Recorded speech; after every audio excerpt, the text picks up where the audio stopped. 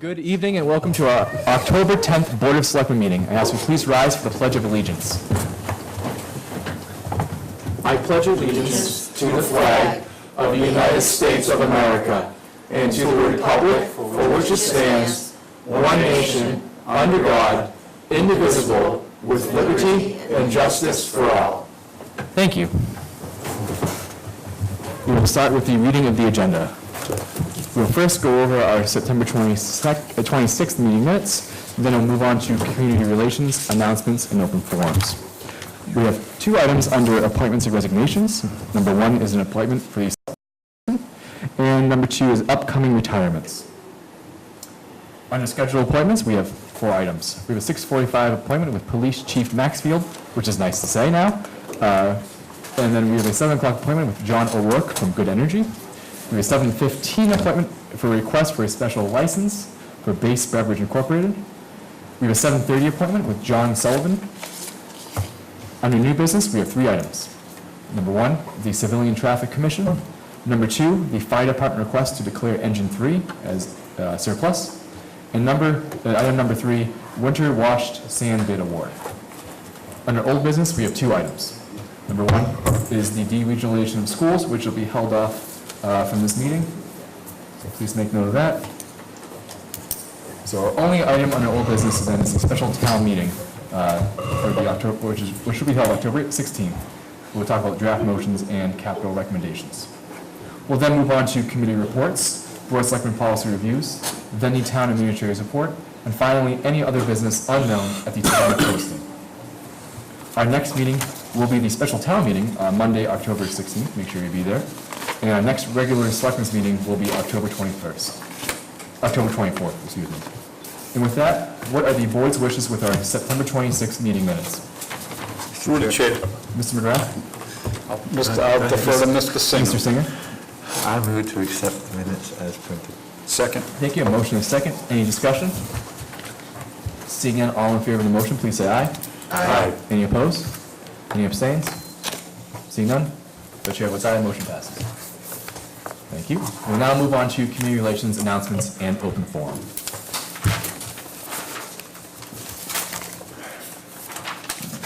Fay Mountain Farm at 12 Cemetery Road.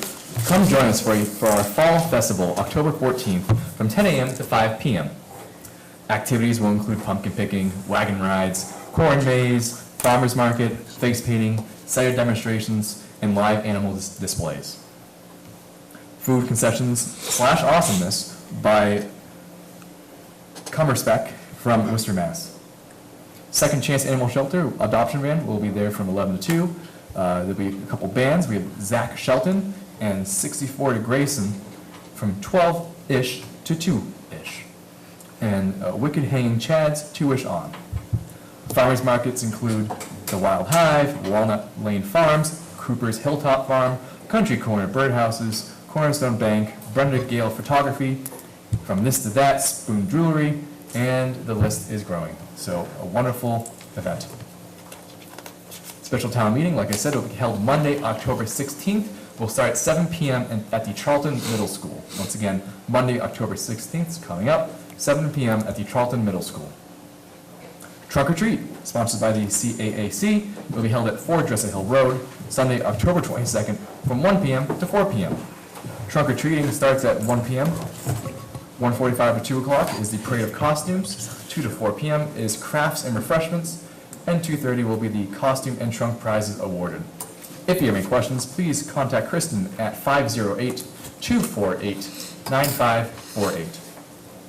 And finally, trick-or-treating will be held on Tuesday, October 31st, Halloween from 5:30 p.m. to 7:30 p.m. The town hall will be closed at 5 p.m.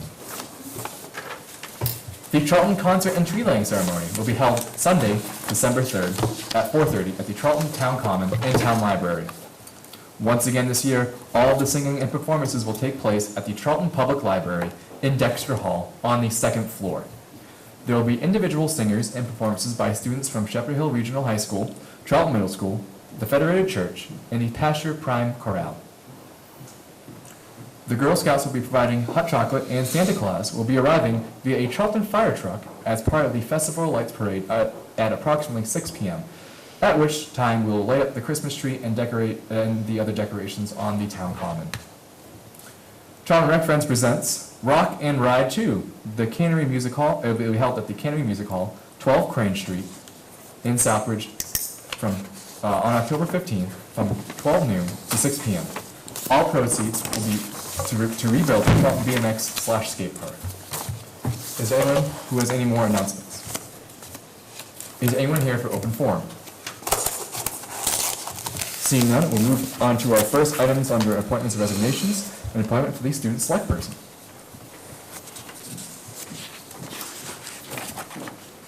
Mr. Chair.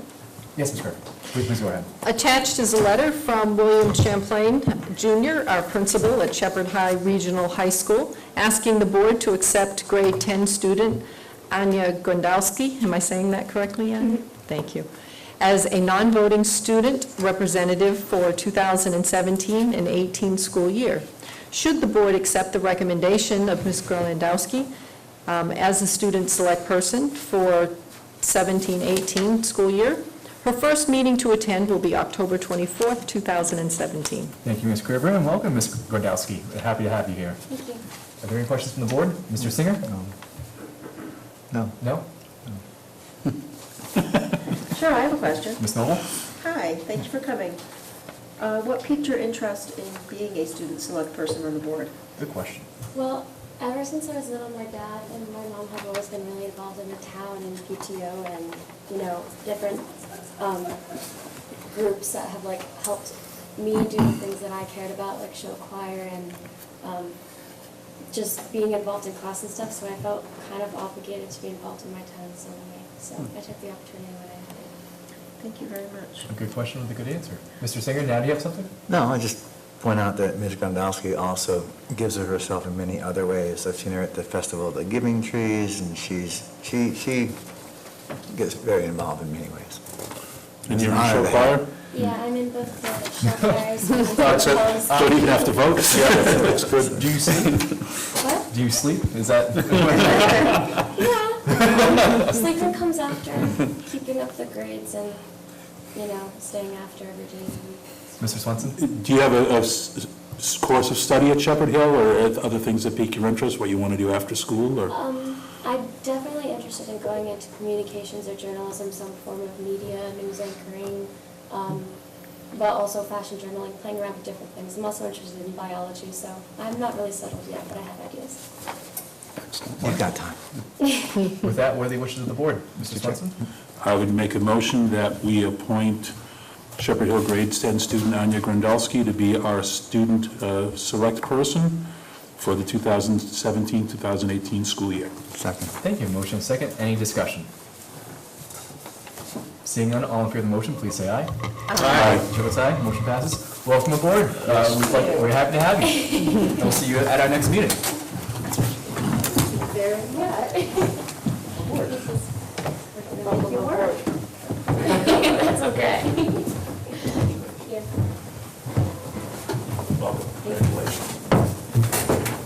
Thank you again and welcome.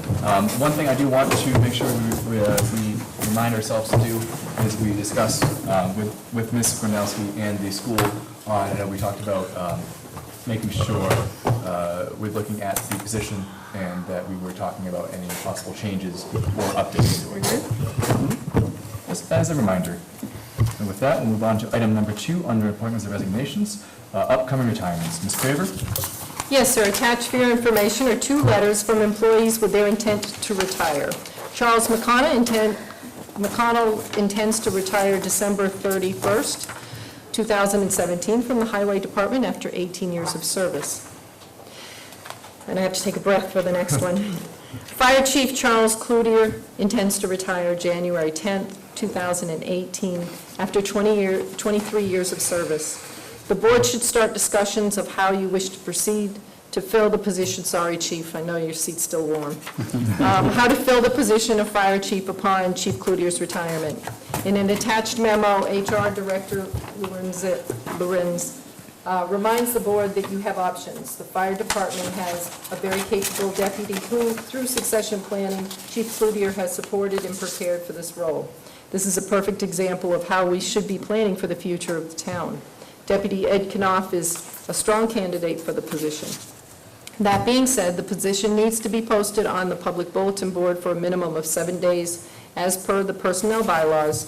The selectmen can choose to also advertise if you would like to consider a larger pool of candidates. It is not required in the bylaws if the position is filled by promotion.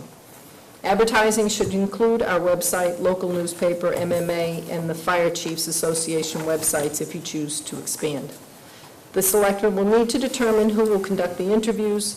The HR director recommends that Chief Cloutier and myself be involved in the process, in addition to any Board of Selectmen members. And the chief, I do see, is in the back of the room. Chief, did you want to say anything? Also, we should get you a microphone.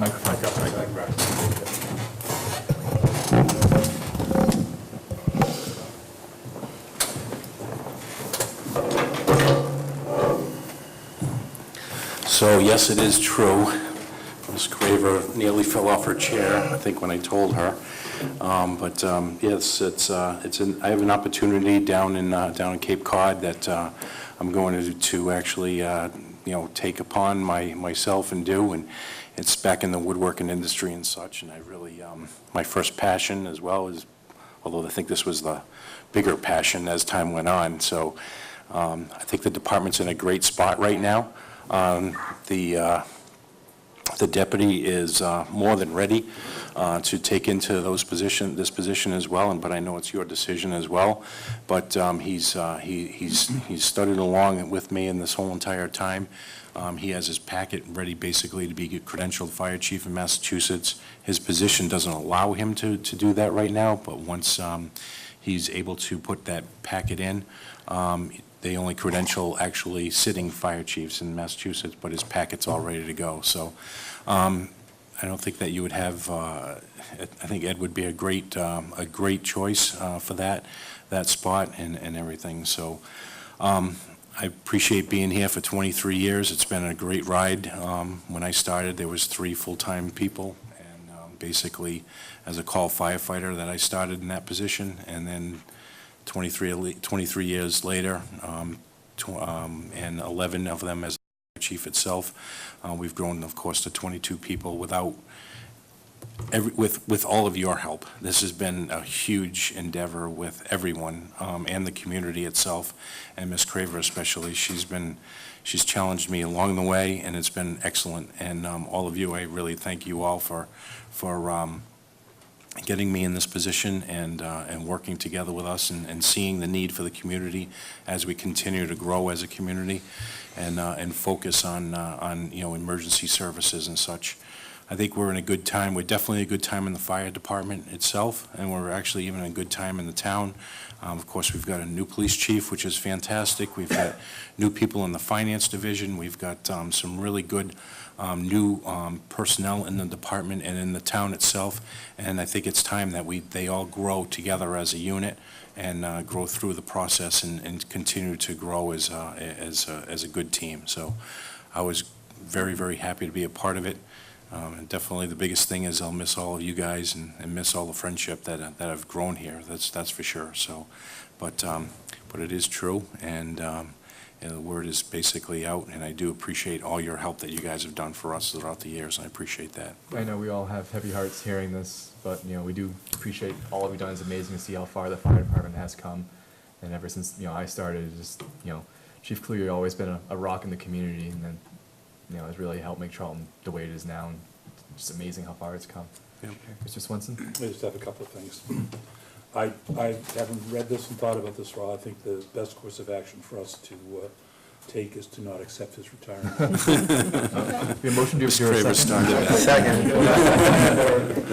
And I just want to say, one of the first votes I think I ever took as a selectman was your appointment as chief. It was. So it's kind of gone full circle, and I'm still, I think it was even now more so the best vote that I could have taken. Well, thank you very much. And you've been a great asset to the town.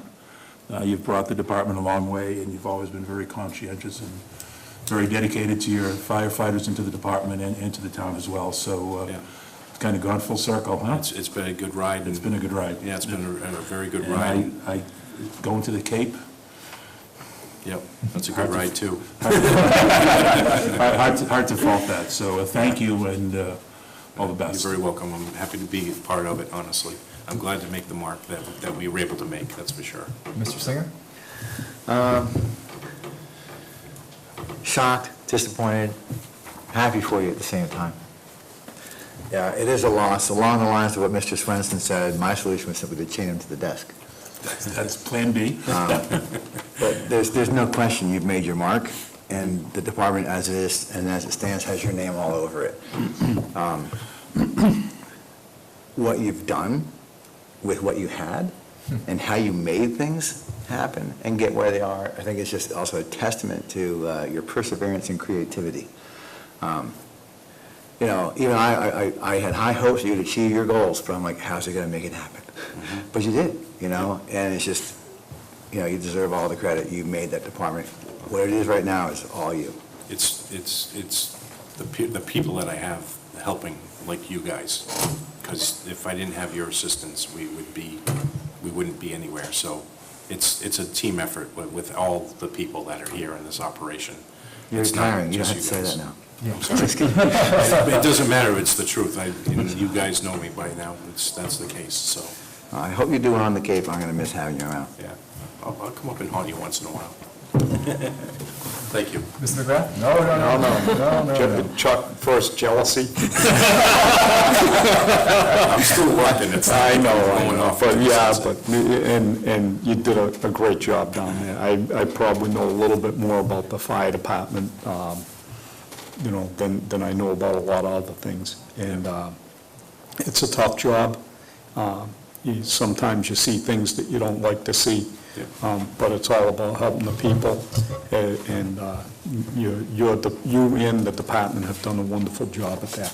I mean, the town has always backed you whenever you brought something up at town meeting.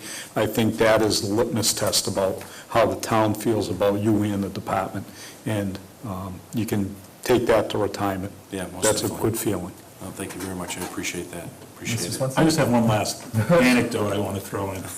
When I first got on the board, Chief Harris, when Chief Harris was chief, he came before the board, even before my time, for year after year after year after year, he asking for a new command truck. And because of budgets and other things, he kept getting turned down. So we voted to hire Chief Cloutier, and I think it was that same night or the next meeting, we voted to buy him a new command truck. I think that's what we heard the most about. Yeah, probably, but it's, you know, there's a lot of good stories, and, you know, I was originally appointed by Mr. Colby, Wayne Colby, and of course, Mr. Bodett, who both passed on, and Rick Kotowski, that was the chairman at the time, so there was a lot of, you know, interesting people here then, and it's a great spot. One of my best friends is in the back of the room right now, you know, Chief Coleman from Auburn. Him and I grew up in the department as co-captains, and it was quite an honor to be co-captains together in the department. He went one way, I went another way, so that's how that all works. But it's been a good ride, and thank you. I can't thank you guys enough. I appreciate it. Can I, Yes. did you ask this other first? Ms. Noble? Well, I guess I just want to say thank you. You know, I've been on the board here for about 6 months, but one of the first meetings I had, your fire department was here. Yep. And you came here and you were showing everybody all this cool equipment that you had just gotten. And I remember thinking, you know, most people, they drive past the fire department and the only time they see the firemen is when something's gone wrong. And it's a very stressful time. But what I liked about, and I'm sure what's going to continue, is your fire department actually comes out to see people when there's not a crisis. So you're not strangers, so that you're part of the community, and the community is part of the fire department. And that's your persona. The moment I met you, I felt comfortable. Well, that's our goal. And that's going to be missed. Yeah. You're going to be missed. Well, that's Do you our have to goal. go?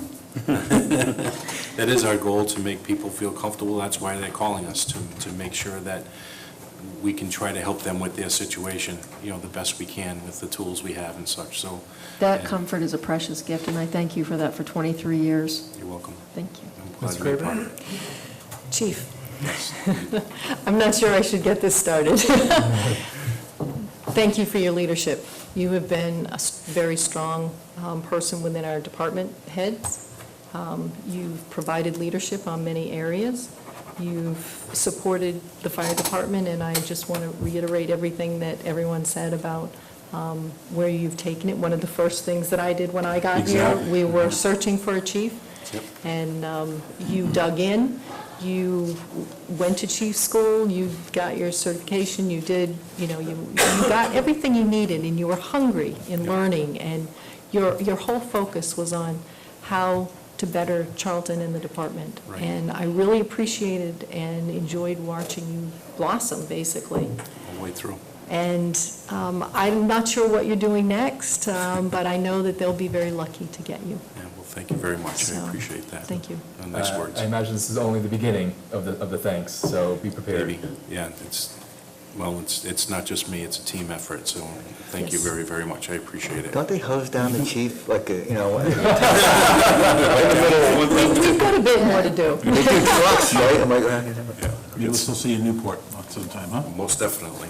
Thank you very much. Thank you again, Thank you. Chief. So with that, what is the board's wishes of accepting the 2 retirements? Mr. Chair, Mr. Singer. Ms. Noble. Ms. Noble. I make a motion that the board accept begrudgingly the 2 retirements of Charles McConnell from the Highway Department and Chief Charles Cloutier from the Fire Department. Second. Thank you. Motion is second. Discussion? Seeing none, all begrudgingly in favor? Begrudgingly, aye. All right, chair votes aye begrudgingly as well. Motion passes begrudgingly. Going on That around here. does, If I could just say something, I know the chief was here, but I'd also like to just say that Charlie McConnell has been an excellent employee for many, many years, and he will be also missed when he Absolutely. leaves. Thank you very much. and with that, the subject of proceeding with the fire chief, the next fire chief. Sorry, Chief Lugia, but we do have to start that conversation for our next meeting. We'll take that up, begin that process, We'll put that on. and begin those steps. Fresh off of one chief to another, so. I'm sure Ms. Lorenz is gearing and ready to go. So with that, we'll move on to our first scheduled appointment at 6:45 with the police chief. Ms. Craver? Yes, sir. Police Chief Maxfield has asked for time on the board's agenda for the following reasons. One, to acknowledge one of his staff members and other involved that responded to an emergency call for someone who was attempting to harm themselves and were successful in stopping anything from happening. And 2, a 4th dispatcher has been discussed on and off for over 4 years. It has been requested every year but denied, partly due to budget constraints and partly due to the town's efforts to create a regional dispatch. The interim chief asked to be approved to appoint a 4th dispatcher. I requested that we defer the request until a new chief was appointed. After speaking to the new chief, he met with the finance director to see whether there was enough funds in his current budget, and he confirmed that there is enough for the rest of the year. Chief Maxfield is here tonight to ask you to approve his hiring of a 4th dispatcher. I don't think anyone has questioned the need. It has been funding and future of the organization of the unit that's been in question. This will not be on the warrant for town meeting as no new monies are needed. In the attached memo, Chief Maxfield states that the Charlton Police Department currently has 3 full-time dispatchers to cover a 24/7 schedule for 365 days per year, leaving them with approximately 20 shifts per month that must be covered by overtime shifts or per diem help. As you know, keeping good per diem dispatchers has been difficult as we generally train them, and then they find full-time jobs elsewhere. We have held off hiring for this position as we have been actively pursuing regional dispatch. Now that we are unable to move forward with regional dispatch in the foreseeable future, I respectfully request that, actually he states, he respectfully requests that he be allowed to hire a 4th full-time dispatcher to cover these open shifts. After careful review of my budget, I presently have sufficient monies to cover this cost. Mr. Chair, And that was Mr. for, Singer? I would move, actually, this is. Hold on, let's take this in order. First, welcome, Chief Maxfield. Once again, congratulations, and I Thank you, appreciate Mr. you Chairman. coming here. Thank you. If you just go in order, if you wanted to acknowledge what Sergeant Dowd has done first, and then we can go into the dispatcher. Thank you, Mr. Chairman. Charlton Police received an emergency call regarding a citizen of Charlton who was attempting to harm himself and had run off into the woods behind his residence. After receiving the call, Sergeant Daniel Dowd responded to the area and began searching the woods for that individual. When Sergeant Dowd spotted the individual who was in the process of harming himself, Sergeant Dowd ran down a wooded slope and was severely injured. Despite the injury, Sergeant Dowd persevered and was able to prevent the individual from harming himself. We'd also like to acknowledge Massachusetts State Police Sergeant John Provost and a civilian neighbor who assisted Sergeant Dowd in saving this individual. And we would like to recognize Sergeant Dowd for his selfless service to this community. Absolutely, and the board has prepared a letter that we will send to him, which states what you've said, but, you know, we want to commend him for his bravery and his heroic effort. He put his needs aside and really put his body on the line, and, you know, we feel bad that he sustained such injuries, but we can't really express how grateful we are for him doing that. And it's heroes like him that make Charlton what Charlton is. So, Thank you. Thank you for bringing us for recognition. Thank you again to Sergeant Dowd for what he's done. So, does any member have any comments or questions? No, I would just go back to the comment I made during the chief hiring process.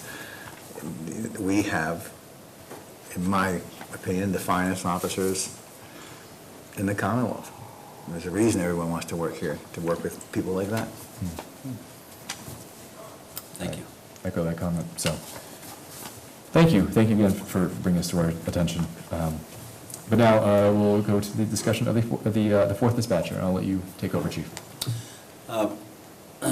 Essentially, sir, I have money in my budget to make this fourth dispatcher happen.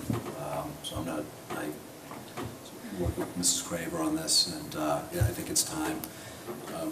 We've been spending an exorbitant amount of money on overtime. 2017 already, we spent $29,000 on dispatch overtime. 2016, it was $31,000. And through the 911 reimbursement, we don't have to go back to the town for any additional funds. So. How much is it for the cost?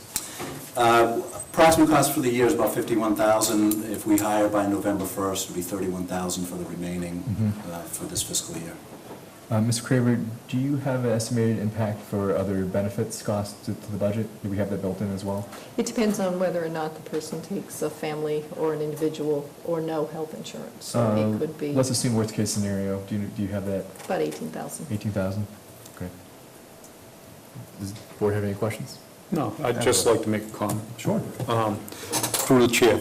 We've been down this road with the part-time dispatchers for as long as I've been here.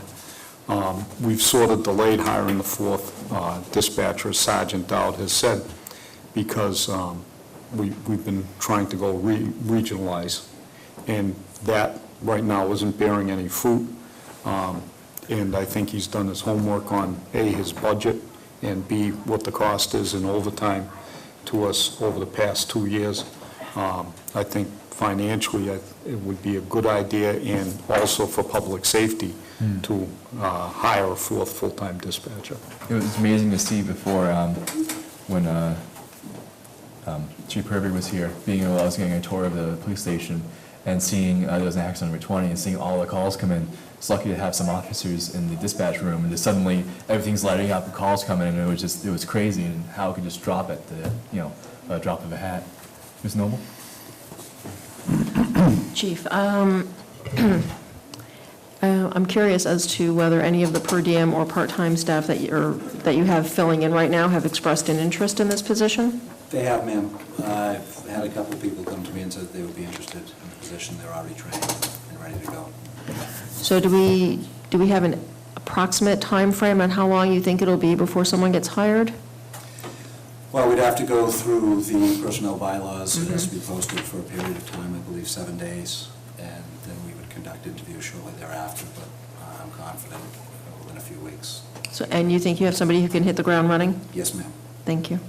Absolutely, and I trust you'll work with the town administrator and Ms. Lorenz to work on Yes, this. Mrs. Graver's probably getting tired of hearing from me. I have to tell you, she has been just fantastic every day with her guidance and assistance and her patience. So, yes, I don't do anything without Mrs. Graver knowing about it.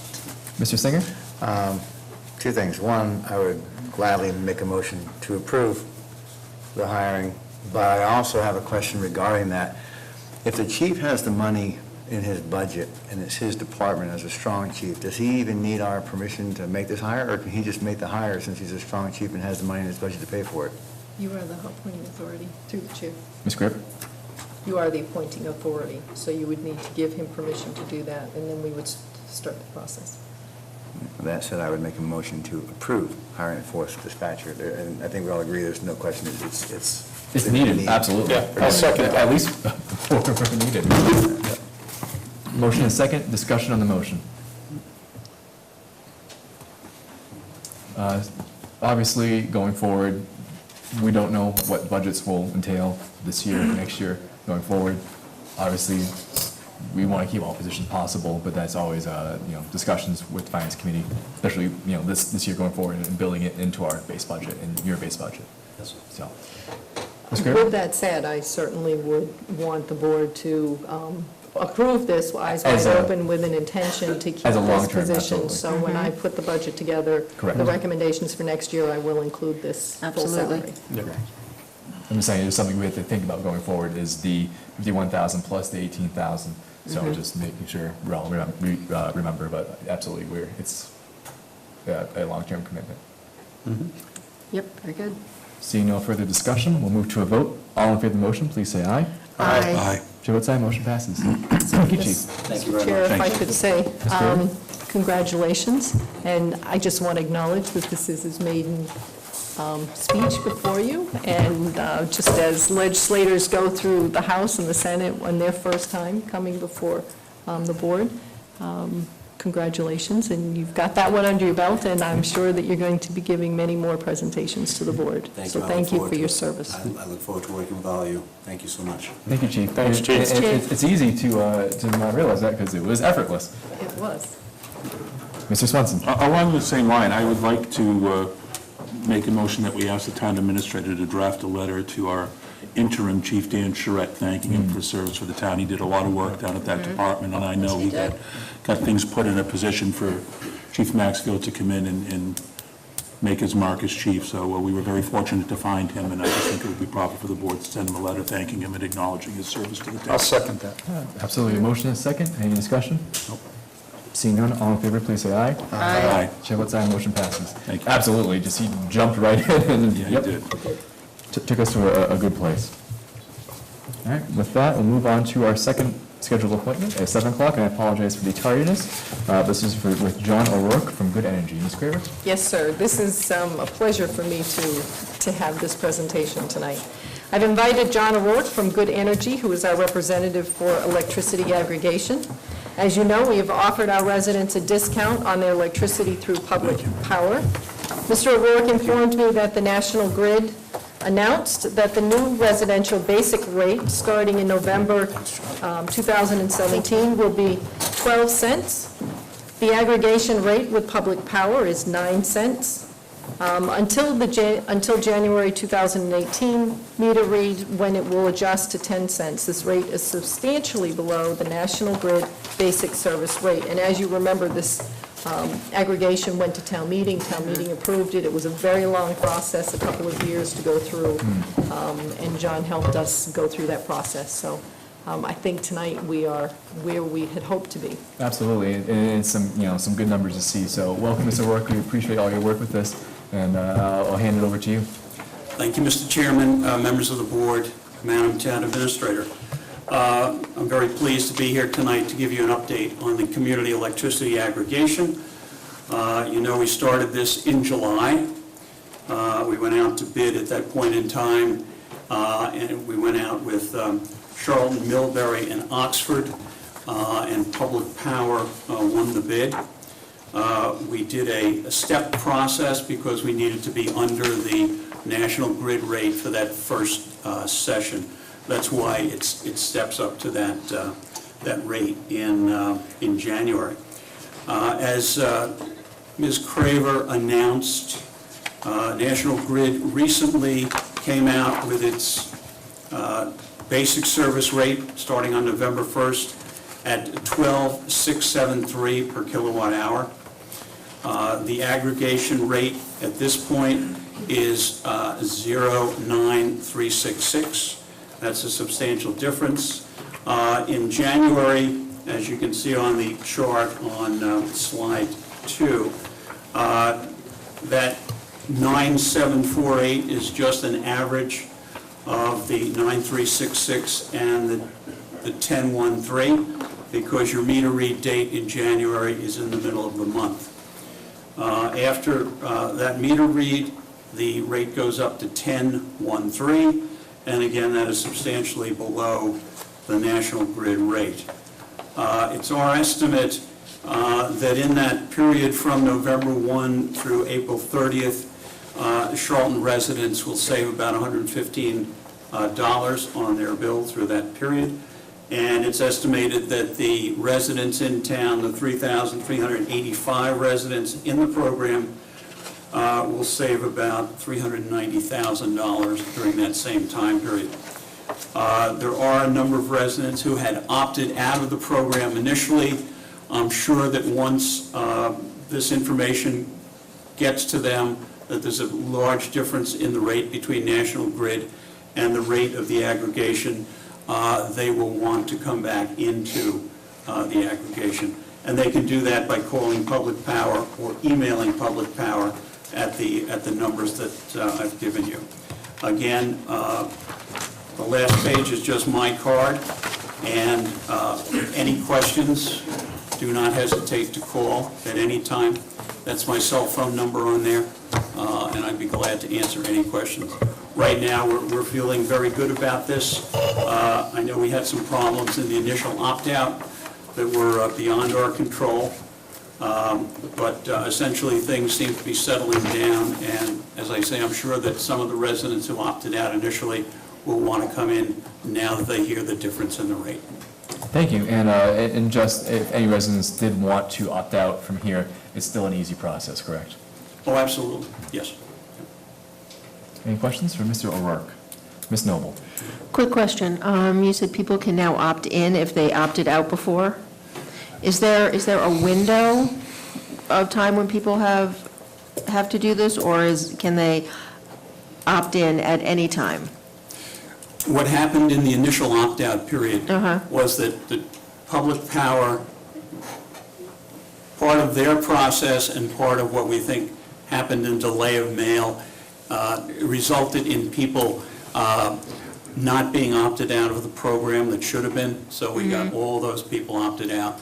There was some misinformation that went around about the aggregation at that point in too, so there were more people who opted out than is normally the case.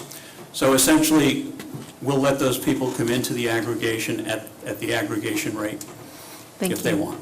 Thank you very much. Thank you. Any more questions or comments? Thank you. Seeing none? Thank you very much. Thank you again Thank you for this very entire much. process. Appreciate it. It's good to actually see good savings, real savings for our residents. Have a good night. You as well. Thank you so much. And look at that, right on time for our 7:15 appointment, which is with the request for a special license, Base Beverage Incorporated, in parentheses, 508 International. Mr. Craver? Yes, sir. Building Commissioner Meskis has provided our office with an incomplete application request for a special liquor license for wine and malt beverages, request by Base Beverage Incorporated, 219 Brookfield Road, Charlton, Mass., for an event they are holding from October 12th through October 31st. This request is for 13 days to be allowed to sell alcohol. Upon receiving the incomplete application and in light of a previous issue, I had asked the board if they wish to make an exception to the policy and have this on the agenda for discussion due to it being incomplete.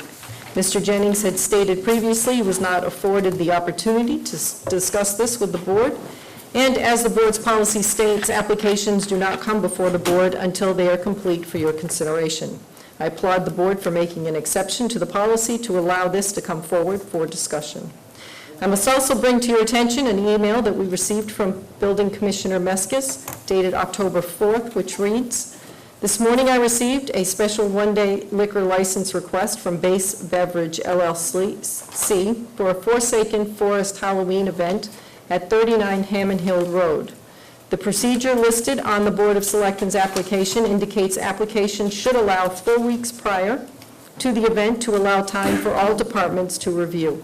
Since the proposed location has not previously been issued a special one-day liquor license to his knowledge, and the proposed event needs to be researched and vetted for potential zoning issues along with other considerations, he will not be able to offer any recommendation for tonight's meeting." We contacted Mr. Jennings for clarification regarding the email from Mr. Meskis. This application has not been received in our office with any recommendation to bring to you. Mr. Jennings stated that they submitted that application as an alternative site for that event if needed, but he would know by the end of the week if that was in fact where they wish to hold the event.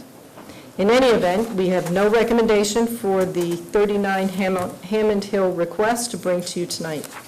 An email was also sent to Mr. Jennings and Ms. Howard notifying them that they had requested 13 days for alcohol sales, but are only allowed 11 days, which will need to include the before and after dates for delivery and removal of the alcohol. We asked them to clarify the dates they are asking for. We also received an email from Ms. Howard stating that they wanted to have the application with the alternative site reviewed by the board in conjunction with the application for the location of 219 Brookfield Road. As stated above, we have not received this application in our office, therefore there is no recommendation to bring you. Ms. Howard responded to the request for dates and stated that the request is being submitted by BoS Beverage LLC for 219 Brookfield Road, has not had licenses granted to it this year. The dates requested are for Thursday through Sunday each week. Their previous licenses have been under 508 Beverage LLC. Staff asked the ABCC whether the 30-day restriction is based on the address or the person, and the ABCC licensing supervisor replied, "It's something you want to discuss with your board and the town legal counsel. The town has complete jurisdiction over one-day licenses." We have forwarded to town council for review. It also appears they are switching the address from 215 and 219, but I was informed that the property is the same. For the request for 219 Brookfield Road, it has been approved by the fire and police departments. Building Commissioner Meskis has reviewed the applications and states based on the submittals currently in place, such as the court injunction, the planning board site plan approval dated August 12, 2015, and the zoning enforcement officer cease and desist order dated June 20, 2017. His office cannot recommend the issuance of any licenses or event permits. He further states the following issues with these requests.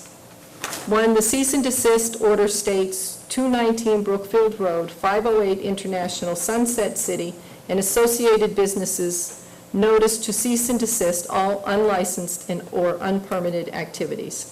The cease and desist order also states, further, until such time as the planning board is satisfied that all the conditions of the plan and site plan approval are met, and a certificate of completion and or a certificate of occupancy is issued, this office will recommend that any use of the property be denied to any and all boards, commissions, and other regulatory agencies that may issue permits, licenses, or approvals for use of the property.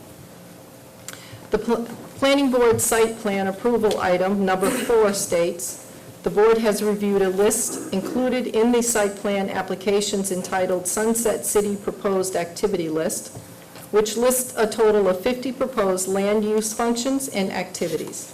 The board denies approval of the list within the site plan permit as none of the facilities, infrastructure, or locations of said uses are designed within the site plan sheets.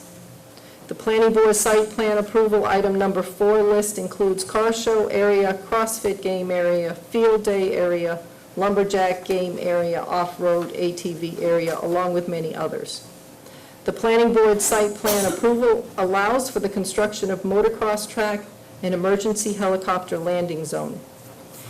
In spring of 2015, when analyzing the appropriateness of motocross in the zoning district the venue was located, a definition of the activity was needed. Mr. Meskis's testimony before the Zoning Board of Appeals included, I next looked to dictionaries such as the New Oxford American Dictionary and Merriam-Webster on the line for the word. I then looked up motocross in the same sources. The word motocross is defined as cross-country racing on motorcycles, a closed-course motorcycle race over natural or simulated rough terrain, such as steep inclines, hairpin turns, and mud. Also, the sport of engaging in motocross races. Number 7, considering the fact that the Planning Board has not issued any communication to the zoning enforcement officer which would allow a temporary or permanent certificate of occupancy to be issued, the cease and desist order is still in effect for all activities on the property.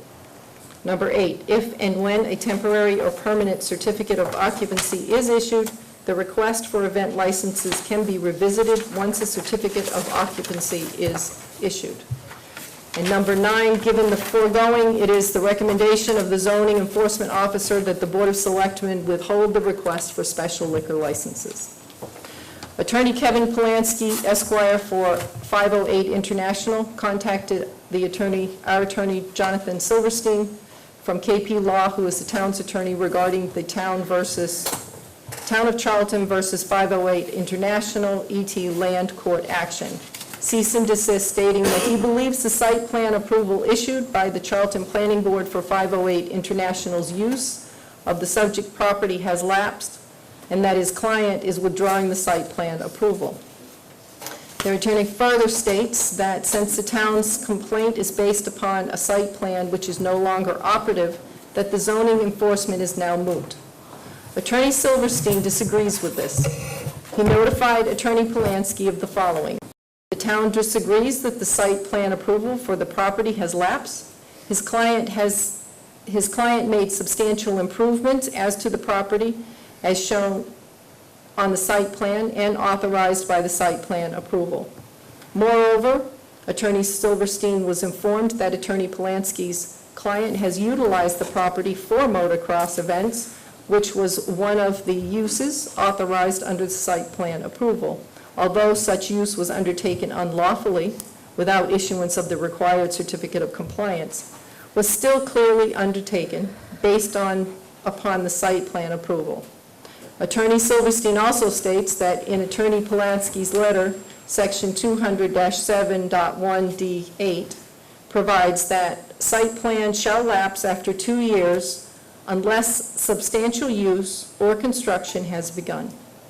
While the town agrees that his client is in violation of the bylaw and not completing the required improvements within 2 years, this does not alter the fact that his client clearly chose to exercise the site plan approval when it constructed many of the improvements shown on the site plan and conducted for-profit motocross activities as contemplated by the site plan.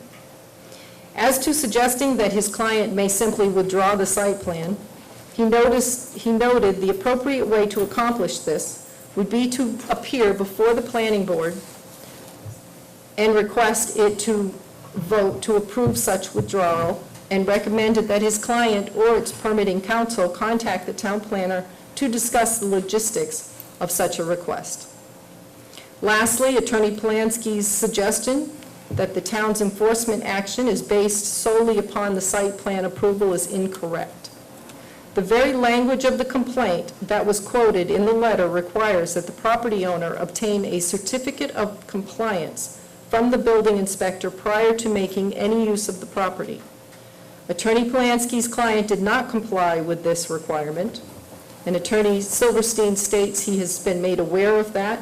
Notwithstanding this fact and the pendency of a temporary restraining order barring any use of the property, his client is advertising more events on the property, including a disc golf tourney on October 7th and a Forsaken Forest event on October 13th through 31st.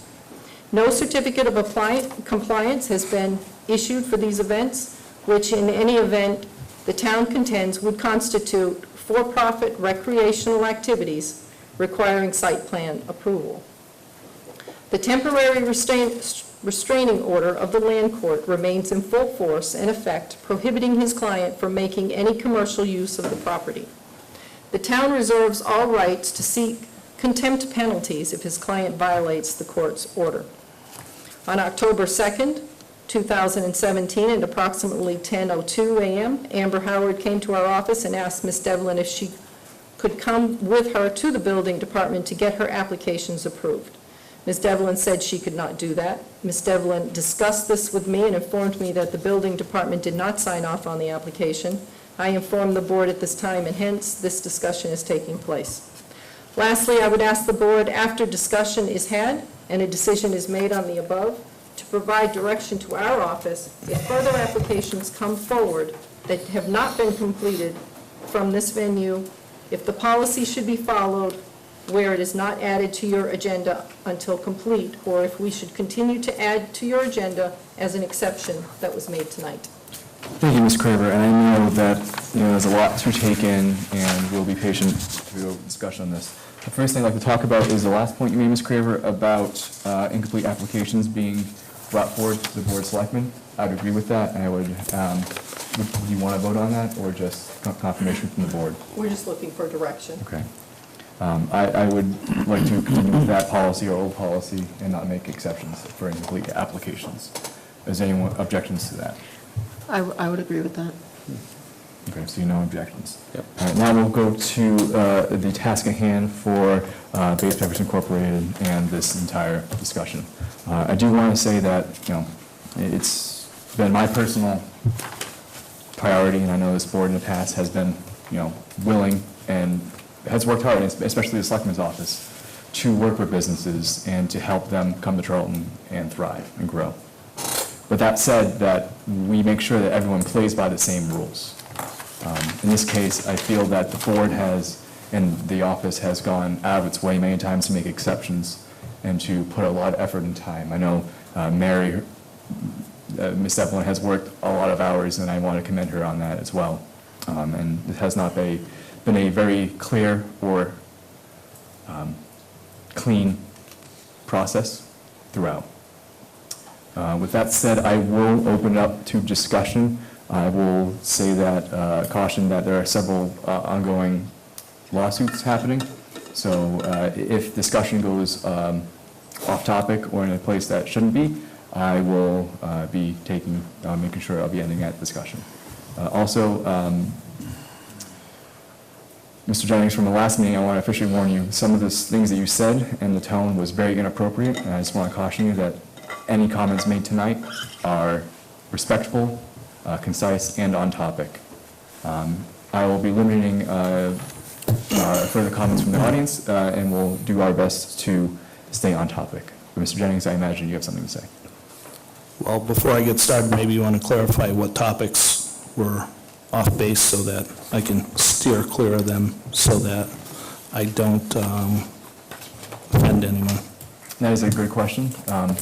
There are a lot, and I think we should, as we go along, figure those out. But Ms. Noble, did you want to say something?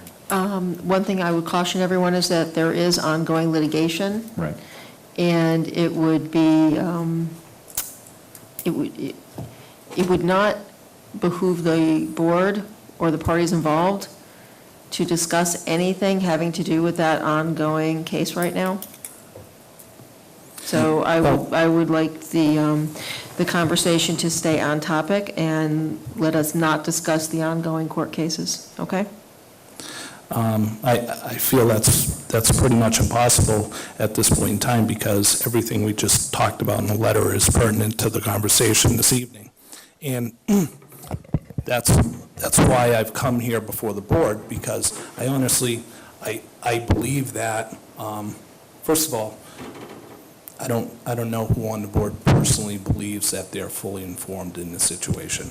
I would love to know that, because I think that there's a lot of information going on, and there's a lot of things that are happening that should be part of the board's control, but they're not.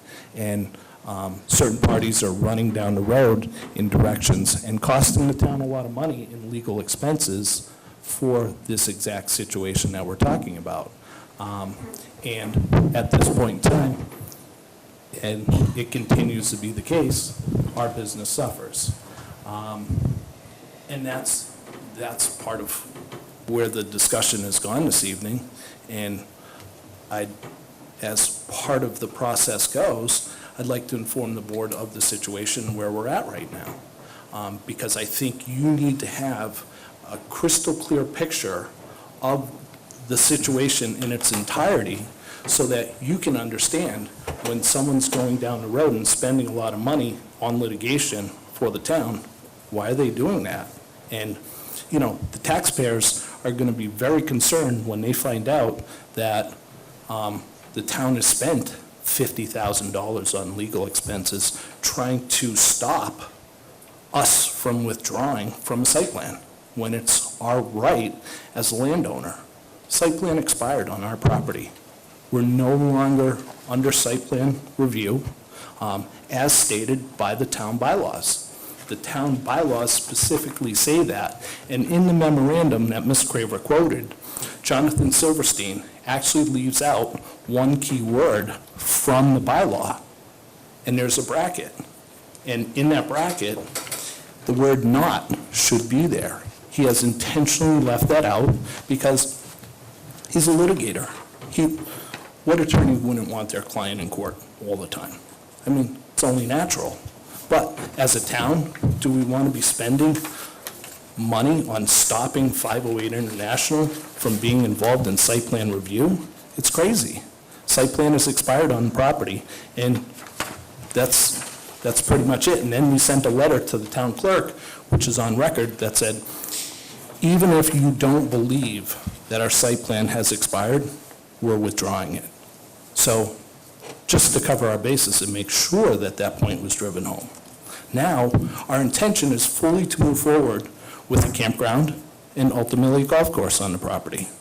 At this point in time, we have applied to the Board of Health for that campground permit. Mr. Philbrook has stated that he is in the position of being informed by the building commissioner and zoning enforcement officer that he cannot move forward at this time because it's in litigation.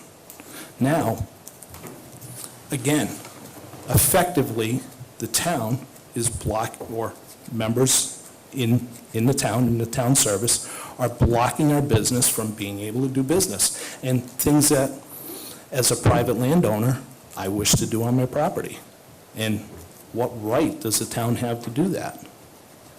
And I think that there's a lot of misinformation going around that you folks aren't aware of, and you don't understand those big points because you don't have the backup information.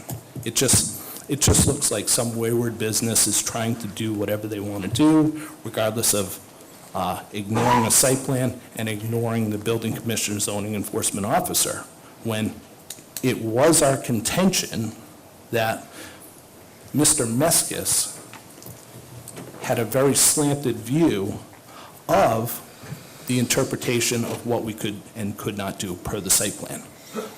The fact that it expired and we withdrew from it, that happened actually prior to his issuing or going to Boston to seek an injunction. Thank you. Ms. Noble? Thank you for all the information. I appreciate you coming here. You have offered information that I was not aware of before. I can't speak for the rest of the board. However, I would like to reiterate the fact that we are here to talk about the special license for BoS Beverage Incorporated, and it doesn't appear as that discussion yet. So I would like to move forward with having that discussion. So with that, please tell me with that. Chair, Mr. McGrath? I'd just like to ask a couple of questions because I think they are pertinent about what's going on. Okay. So, Russell, and correct me if I'm wrong, I don't want to put any words in your mouth. Nope. But you're telling me that you're going to let the site plan lapse, or you're going to withdraw it from the planning board, It has already. but you're going to, whatever you're going to do, which would mean that you won't be able to run a motocross park there. That's correct. Okay, so in other words, you're telling us that you're getting out of the motocross park business. We are. Okay. So that being said,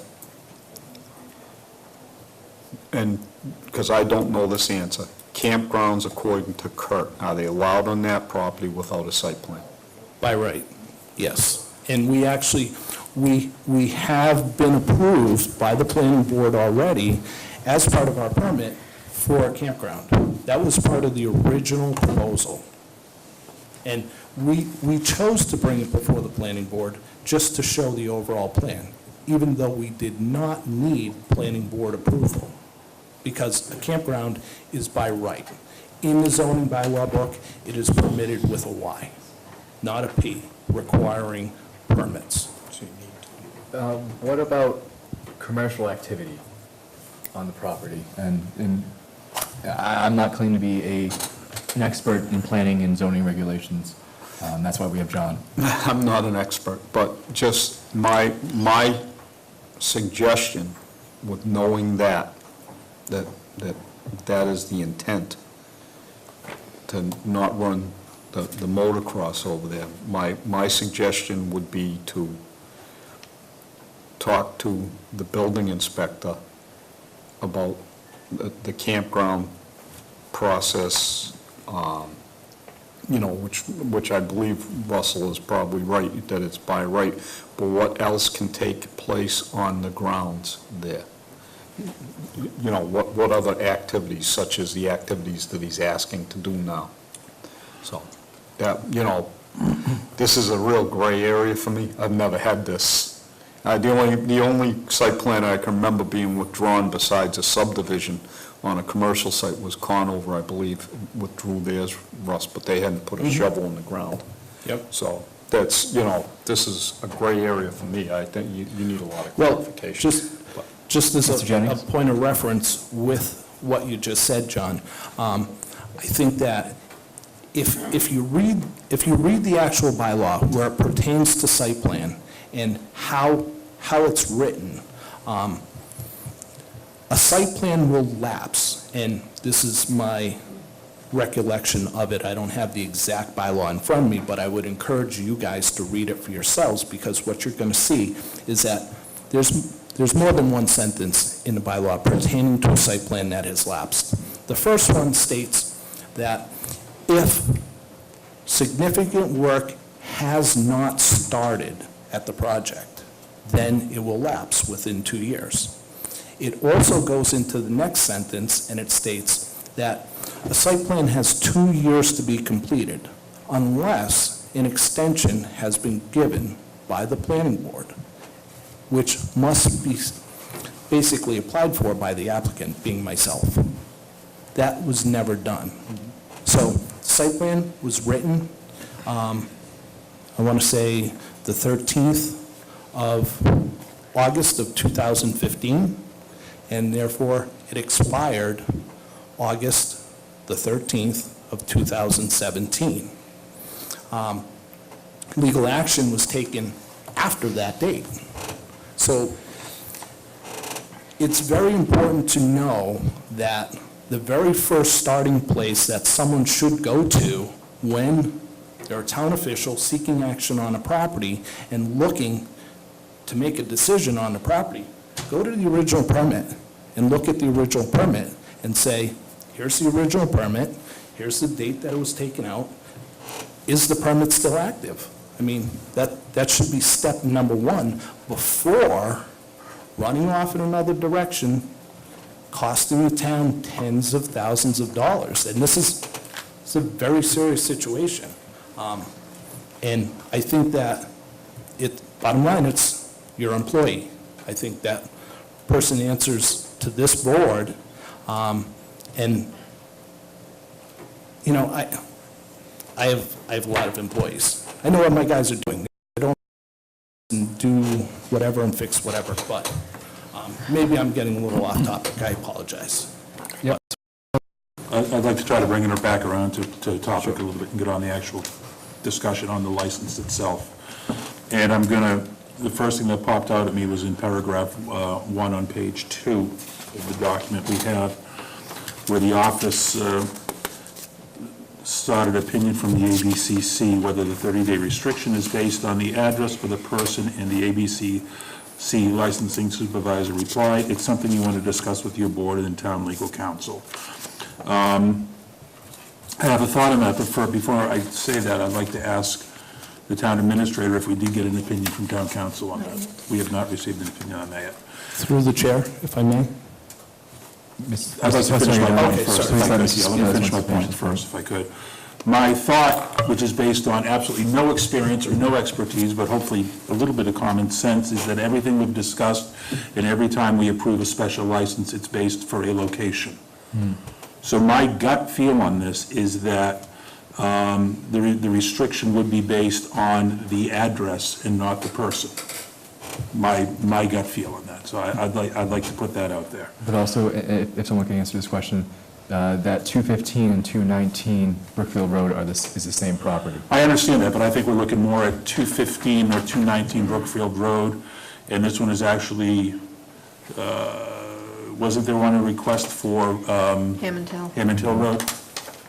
Right. So, I mean, if we're considering one for, I mean, this one we're requesting right now is for the Brookfield Road property. Correct. It is. It is, okay. Okay. So, through the chair. Ms. Graber? I think that there needs to be a little more research on that, because I would want to make sure that you weren't prohibiting a venue that actually has weddings and things from having more, so I would think that it may be something like a combination, so I'd like to. Yeah, I'm just stating as I said, my gut opinion just based on first blush. And maybe it might be two There pieces. may be a Either hybrid, this some and kind of this, a this and hybrid. this, and this and this. And I guess the big question I'd like to ask is, having served on this board for a number of years, we've never had these kinds of issues come up before in special licenses, and I'm kind of curious, Mr. Jennings, why there have been so many problems submitting completed applications? Well, if I might, and just backtrack, first of all, back to the number of licenses issued to a person or an address, and just address that with you, because we actually have spoken with an attorney that specializes in liquor licenses in the state. And I'm sure if, you want to fact-check this information, by all means. The attorney told us that what you need to do is envision the type of facility that you just talked about. Facility looking to host weddings, or let's just say the Joslin Camp, for discussion purposes. How many licenses has the Joslin Camp had this year? We haven't been keeping track because it's by the individual. That's a very easy statement to agree with, I'd say, by your board. And that's the correct way of doing it, because a facility that is built entirely to have weddings and functions at could have a function 3 times a weekend. And you wouldn't say, well, there's only going to be 10 weekends like that, and that's the 30 allowed to the address. So that's why the state has tied the license to the applicant and not to the facility. And they were very specific in doing that. So just that's what we've come across, and that's the information that we've been moving forward with when we've been discussing this subject matter with your board. Okay, then I would offer maybe some type of a hybrid is more correct, because a lot of what goes into, from my experience, a lot of what goes into the approval of these licenses is the facilities itself. Is there access and egress? Are there adequate facilities? Which is going to reflect on the location or the address, not on the owner. Correct. And it's just a slippery slope that you could fall down was if someone comes in with an LLC, gets their, the maximum number of licenses, and then just makes a new LLC and keeps going that, keeps doing that. Sure. That's a potential avenue for abuse. One thing I do want to take note, I want to wrap up discussions. I know we have another appointment we have to get to. So I'll ask that we to be very concise. I'd like to get an answer to the last question I asked, Absolutely. if I could. Absolutely, and could you just state your... Again, in 11-plus years on this board, I don't know how many of these types of licenses we've approved, and there's never been an issue where we were getting them incomplete, and we seem to have gotten a number of incomplete ones Okay. from you and your company businesses. I'm just curious why that is. And it's two, It's two? Okay. for the record. Would you guys agree with that? Robin, you handle all the permits. You can't state that for a fact? I don't know if it's Okay. two or more. Well, It's been I can several. state that it's two, and I'm sure at your pleasure, you could go back and watch all of the selectmen's meetings that I've been at and realize it's two. But the reason why the application is incomplete, is because Kurt Meskis has not simply signed the application. Therefore, it is not incomplete. Therefore, it's incomplete, and it will not move forward. And that may be a policy that your board may need to look at. Mr. Meskis, if he is in favor of denying the license, or whomever it is, being the fire chief or the police chief, should sign that they have reviewed it, and there's a section on the license for remarks. Their remarks should go in there and say, I would recommend to the board that this license be denied. Now, if someone gets stubborn and says, I'm not signing the liquor license, the license is incomplete. And this is the situation that is at hand right now. It's not moving forward because it's not signed by the individual in the position.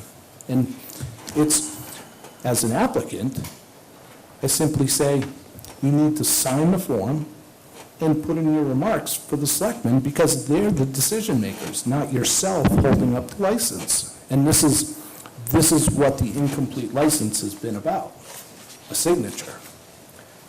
Mr. Singer, and I know Ms. Devlin would like to, seems like she wants to say something as well.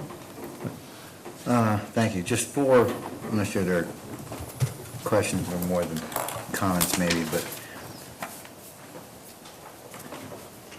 using Mr. Jennings' own definition then, venue versus event, applying for the license, in this case, they're one and the same, because you are the applicant and you are the venue. It's not like I am not. 508 is the one hosting the events. 508 is also the venue. So if that's the case, let's just say, for example,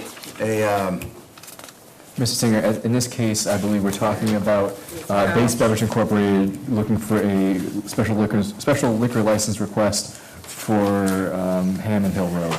So that would go back to, that's fine. I'll finish the point, and then I'll go on to that as well. Let's say there's a Warrior Dash. Then, using your argument, you could not come in here and apply for a liquor license to have a Warrior Dash on your property. An actual Warrior Dash employee would have to come here themselves as the event to apply. That means that every event that you've had, someone from those events would have had to have come here to apply for those licenses themselves. That was never the case. In every instance, it's been 508, or it's been yourself, under whatever business that you're associating with, that's been in here to apply for the licenses. That, to me, says the venue and the event are one and the same. The venue itself holds lots of events under its auspices, and that is what is applying to these licenses.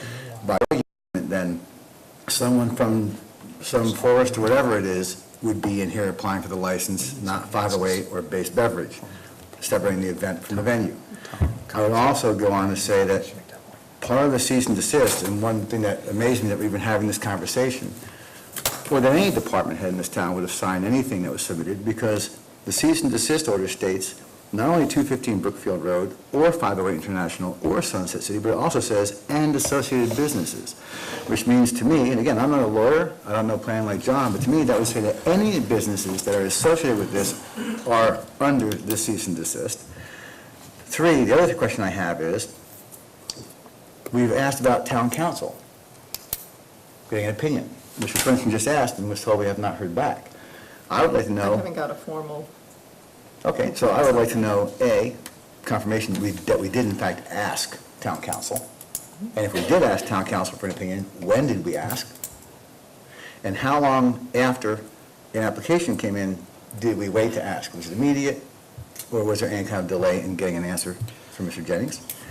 And then I also think that we should, I said I've been making notes, as everyone goes through their list, that we should look into the policies regarding number of licenses that are applied for.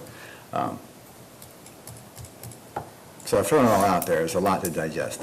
But I'm trying to be fair to everybody. Sure, absolutely. And, I mean, your policy is your policy. I'm looking to conform with the policy, and if, as a business, I can do business a certain way, why wouldn't I? As long as I fit within the square peg or round hole situation, I mean, that's part of business. You go in that direction. You know, the number of days, it really comes down to your policy. And I wouldn't be here breaking your policy on the number of days. If you had a number of set days in your policy, it is what it is, for your policy. So, Ms. Graver, did you want to say something? No, I was thinking about the next steps. One of the things that the attorney had put in was if it's intention of 508 to withdraw their site plan review and try to start from scratch and maybe get rid of that document that was prohibiting them from doing essentially anything. If they're successful in doing that, perhaps the building commissioner will come back with a different.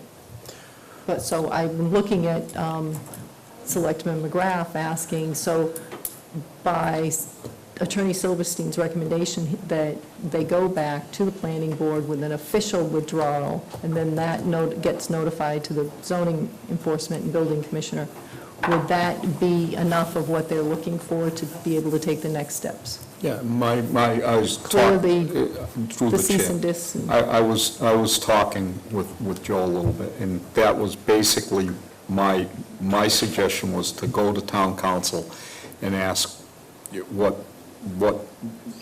his suggestion was, because if they vacate the site plan in the fact that they're not going to run the motocross operation there, which is basically what we've been told tonight, and that will happen when they vacate the site plan. You basically put the property back to a ground zero, and then he works with Kurt, and if it's by right, if the activity that he wants to do there is by right, then he's all set. He doesn't even have to go to the planning board. Just a quick question to Russell. You had said golf course there also, Russell. absolutely. And I know that's a long-term thing, but I think... Not so long-term. Okay. But, well, long-term meaning not this month. I wouldn't rule anything out. But what has to be done, and because I'm sure you've looked into this, what has to be done with the planning board for the golf course? Anything? Nothing, It's by right. by right. Ms. Devlin, I know, it looked like you had some comments you wanted to address the board with. Mrs. Graver just did one of them as far as going You can back speak to right the into the mic, planning please. board. ABCC does have on their website that you can't issue more than 30 days. I want to say per person, but in speaking with them, they had said to talk with town council. Because of the situation here, it's making it a little different, so if this ever comes forward again, we know how we're dealing with it. Because right now, when it comes in, we don't know what we're supposed to be doing with it. I know the zoning enforcement officer is going by the cease and desist that's on and the planning board recommendation, so I think his hands are tied to give you a good recommendation by how that's all set up. If he does go to the planning board to do what he needs to do to withdraw it, does the cease and desist end? Because when there's a cease and desist on anything, we can't do anything on that. Unfortunately, that's where it's at. That would be up to Through the chair. Kurt to work with our attorney on what happens next. Yeah, hold on. Yeah, Ms. Noble? It would be my opinion that if the subject matter no longer exists, then the issue becomes moot, and a judge will throw it out of court. Vacate. We'll vacate They'll vacate. the order. Yeah, because the subject matter will become moot once it no longer exists. But I think they would need something from planning board that concurs that it's been withdrawn. So, I mean, that's what we're hearing from our attorney. What, Mr. McGrath? through the chair. So, if the site plan is dropped, and Kurt says that they can run a Halloween thing over there by right, and I'm sure that's, having the police chief and the fire chief also look at it. We are, and I'm just looking at where the applicant is now, we're at the 10th of October? Where would that put him on our agenda to have a license approved if all of the steps are taken and we have the proper verification from town council? Mr. Singer? If that were to happen, couldn't the town administrator just poll the selectmen individually and have us swing into the office to sign off, to sign whatever we need to sign, to expedite that?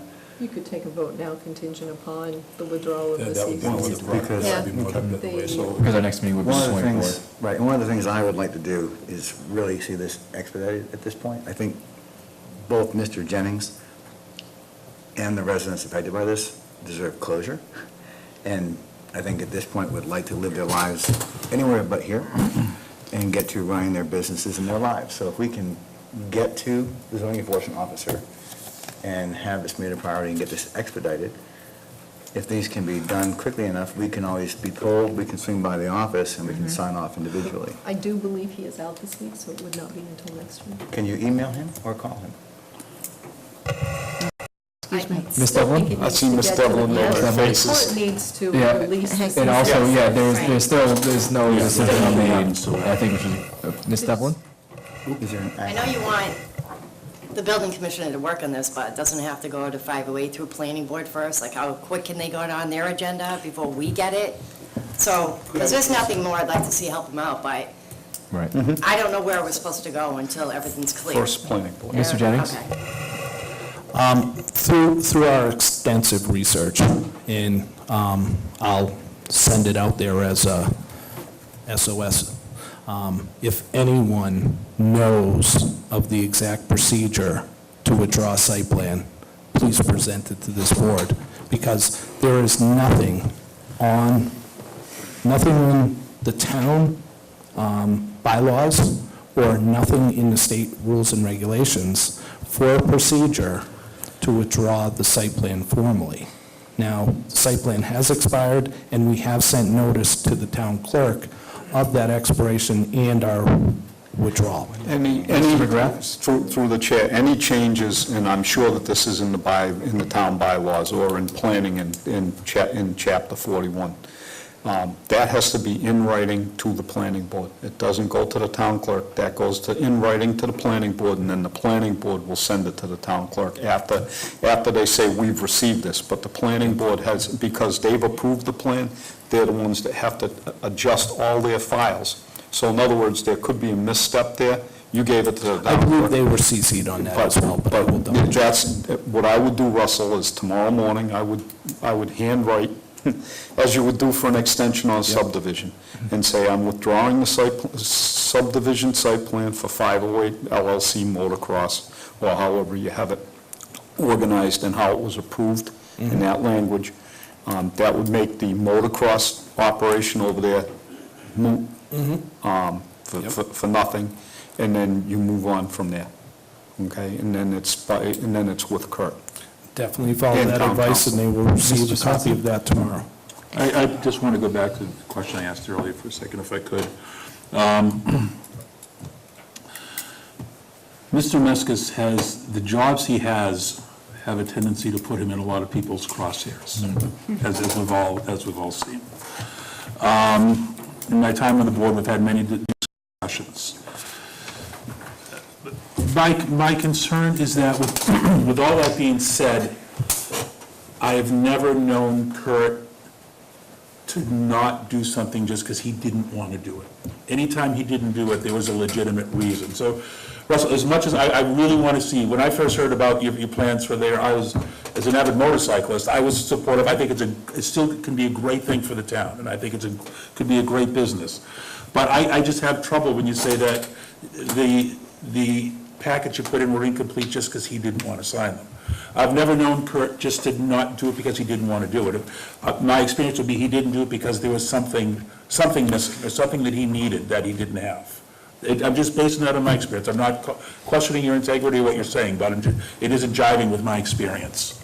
Well, and to respond to that directly, then I would naturally, I hate to assume anything, but it would be my assumption that he would state that in writing so that all of us could be included in his thought pattern. Because without his thought pattern, without having it in writing, we're sitting here answering the question, or trying to answer the question, why didn't the gentleman sign the application? And this would be more a question for Mary. We do have it in. We do have it in writing. Just to take focus back a second, I know this is, discussion is going on. I do want to wrap it up now and get to the next steps. Ms. Nobley, do you have something? Well, in a letter dated September 27, 2017, there, Mr. Meskis lists out 9 reasons for not approving it.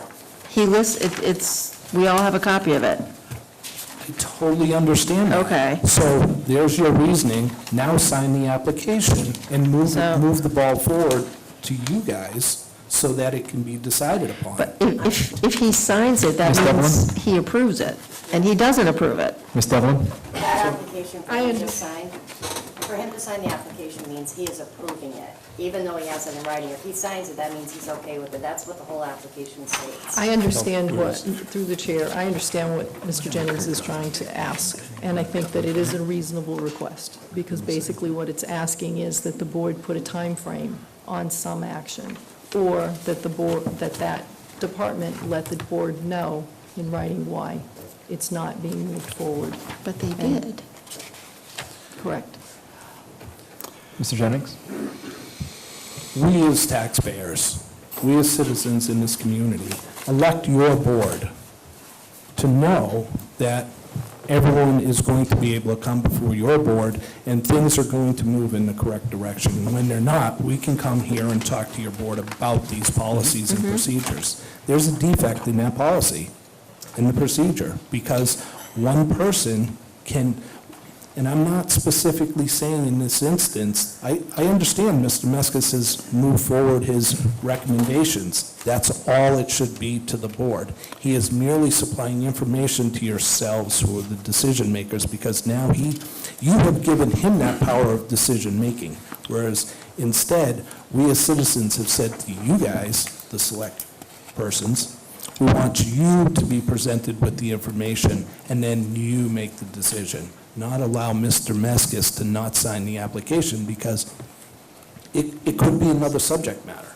And Yeah, I think going forward then, We can look at the policy. yeah, so having a thing where you sign off saying whether you approve or don't approve on the application. Through the chair. It could be, Oh. I'm sorry, it could be that, or it could be at least an avenue that if it's taking longer An appeal than the process? person, there's an appeal process saying this hasn't been done within 30 days, I'd like to appeal. So then the person gets to come here, they don't necessarily get a hearing on the license, but they get to come and talk about what the problems are. Right, and So then, you'll troubleshoot with them. and then So that makes we have sense. the backup documentation from the boards, from to talk about, like Kurt Meskis' letter, to talk about why that he didn't sign off on it, so that'd be part of that process. Mr. McGrath? So how do we do this with, approve this like we're saying, if we get enough, now, so that we, upon completion of certain approvals by the planning board, that the site plan was withdrawn? Well, given that Kurt won't be back until next week, we need to get in front of a judge. The planning board, first the planning board would have to meet and approve withdrawal. Once the withdrawal's done, then I think they'd have to get in front of the judge to say it's moot, remove it at this point, vacate the order, and then they'd be able, probably it's 2 weeks by your next meeting, would be my guess. If we could get it done that quickly. Ma'am? And we'll fast track it. No? When, No. I'd like to, just through the chair, Ms. when Noble? is the next planning board meeting? Tomorrow evening. Okay. Okay, so you, are you on the They'll have a agenda? copy of that withdrawal, and you'll be CC'd along with that, so that you'll know that that happened. And if they were CC'd on that already, I'll provide that information, but I'll do the backup anyways, so that it's done. Are you on the agenda for tomorrow night's meeting? I am not, but as John has testified to, renewals and things of that nature are typically done under new business, and they're submitted day of. Okay, very Many good. times, along with, and I've done many times with subdivision extensions, I've passed that in the day before. Okay. So what I can say is, if he gets the withdrawal from the planning board, even though Kurt is not here, if he would forward that to me, I will forward that to the attorney. Certainly. Okay. And just to alleviate the question of what to do, I think at this point in time, due to delays, we would ask that we be placed on your next agenda to discuss the subject matter again, to either location, being if litigation is still on 508 International and that property, then we wouldn't be seeking a license for that at that time. And we would at the Hammond Hill property that we did submit. And Kurt said that because of his time restraint, he didn't have time to review. Hopefully, within the next 2 weeks, he would be able to do that. And you would also need to submit an application for that as well? It's already been done. Okay, so It's just not in front of us. it's just, okay, it's still going through a process? So the only thing I would add to that, through the chair, Yes. is that if we can get this expedited prior to our next meeting, we do that. Be glad to. Okay. Absolutely. Ma'am, I'll give you the microphone, but please keep all comments related on topic, and we are wrapping up, so please keep them brief. And please state your name for the record. Yes, it's Amy Stanley. Make sure you speak right into the microphone. I'm sorry. I just had a question as far as the plan lapsing. He's been, 508 has been getting inspections since August up until now. I'm not understanding if it hadn't been renewed. So, Follow me? that is a complicated question, and I would say it's off topic for the special license request. So I would ask that no discussions on that be continued, if that makes sense. That may be a better question for the planning So board. that's a question for the Yeah. planning board. But I thought that would, also affect you guys too, if that isn't true, as far as it being, an extension being approved, then. See, that isn't anything we'd really know, that really would be a planning board issue. The other thing is, Mr. Jennings speaking about a campground and a golf course. I mean, he's come before you back in 2013 and 2014, and it started off as football fields, soccer So fields. I I'm just understand curious, that, and that's, I don't want to go down that road right now, but we understand, but I think there's a lot of questions that need to be answered now, and a lot of research needs to be done, and a lot of legwork that a lot of people need to do before we start thinking about that again. One last thing. Yes. I know we needed, the residents wanted clarification as far as the bylaw for recreation. I mean, is this something, we could look into as far as, especially with this situation, he's saying that motorsports isn't going to be there. So the actual zoning regulations on that, Exactly. I would defer to the planning board and the zoning enforcement officer with that. Okay. Yeah, those are all public documents, there's no Yeah. reason you can't get copies of anything you want.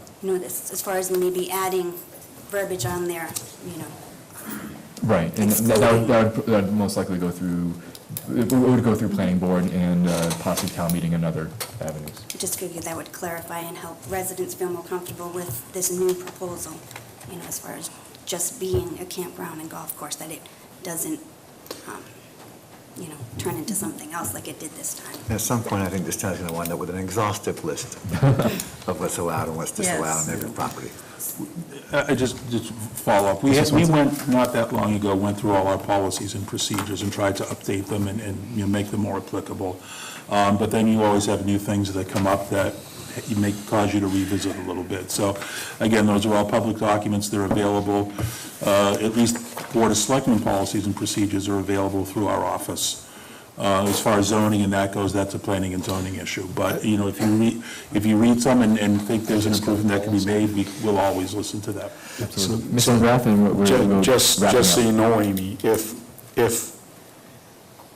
once they put in a proposal on something to do, if they do need site plan review, if the proposal's in before the bylaw changes, they're grandfathered in. So that's just the way the law in Massachusetts works. So, thank you for the clarification, Ms. Stanley. Thank you very much. Mr. Jennings, thank you. Does the board need to take action on this? Or will it be at our next meeting? Okay. If you don't do anything, it will be on. Yeah. Next meeting. Seeing no action. I'm not comfortable doing anything when Nope. there's an active cease and desist. Fair enough? We'll wait till it gets clear. Yep. All right. Thank you, Mr. Jennings. I appreciate it. Thank you for your time. Yep, thank you. Thank you, Ms. Evelyn, as well. Thank you, everyone else, for showing up. Okay. And I do apologize for the delay in our scheduled appointments, but we'll go to our 7:30 appointment with John Sullivan. Ms. Kramer?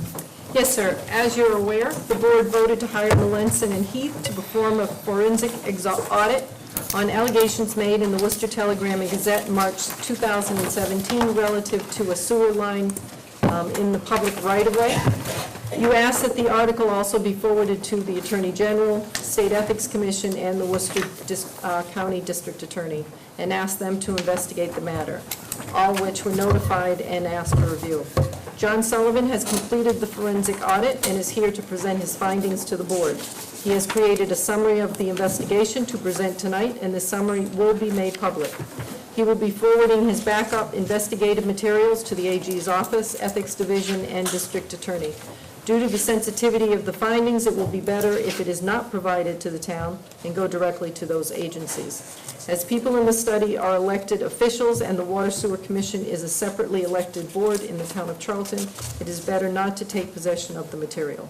You have met your objective, which was to create a transparent review of the allegations for the citizens of Charlton and have any violations handled by higher authorities. And with that, Mr. Sullivan, thank you for coming out. There will be little to no discussion on this since it is a sensitive matter afterwards relating to this, and for the reasons Ms. Kramer stated. But Mr. Sullivan, if you want to please present your findings. Thank you. So I will try to be brief. Our charge set forth in the letter is there were allegations that were made in an article in the Worcester Telegram and Gazette in March of 2017, and there were that article and documents were filed with the Attorney General, State Ethics Commission, and Worcester County District Attorney, and so our charge was to review all of the allegations made in that and then report on whether or not those allegations are justified. So the place I want to start, because I don't think any of this is meaningful unless you have a clear understanding of what the requirements are, because the bylaws set forth the requirements. So everything else needs to be looked at in context of, well, what's required.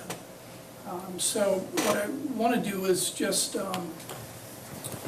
quickly on page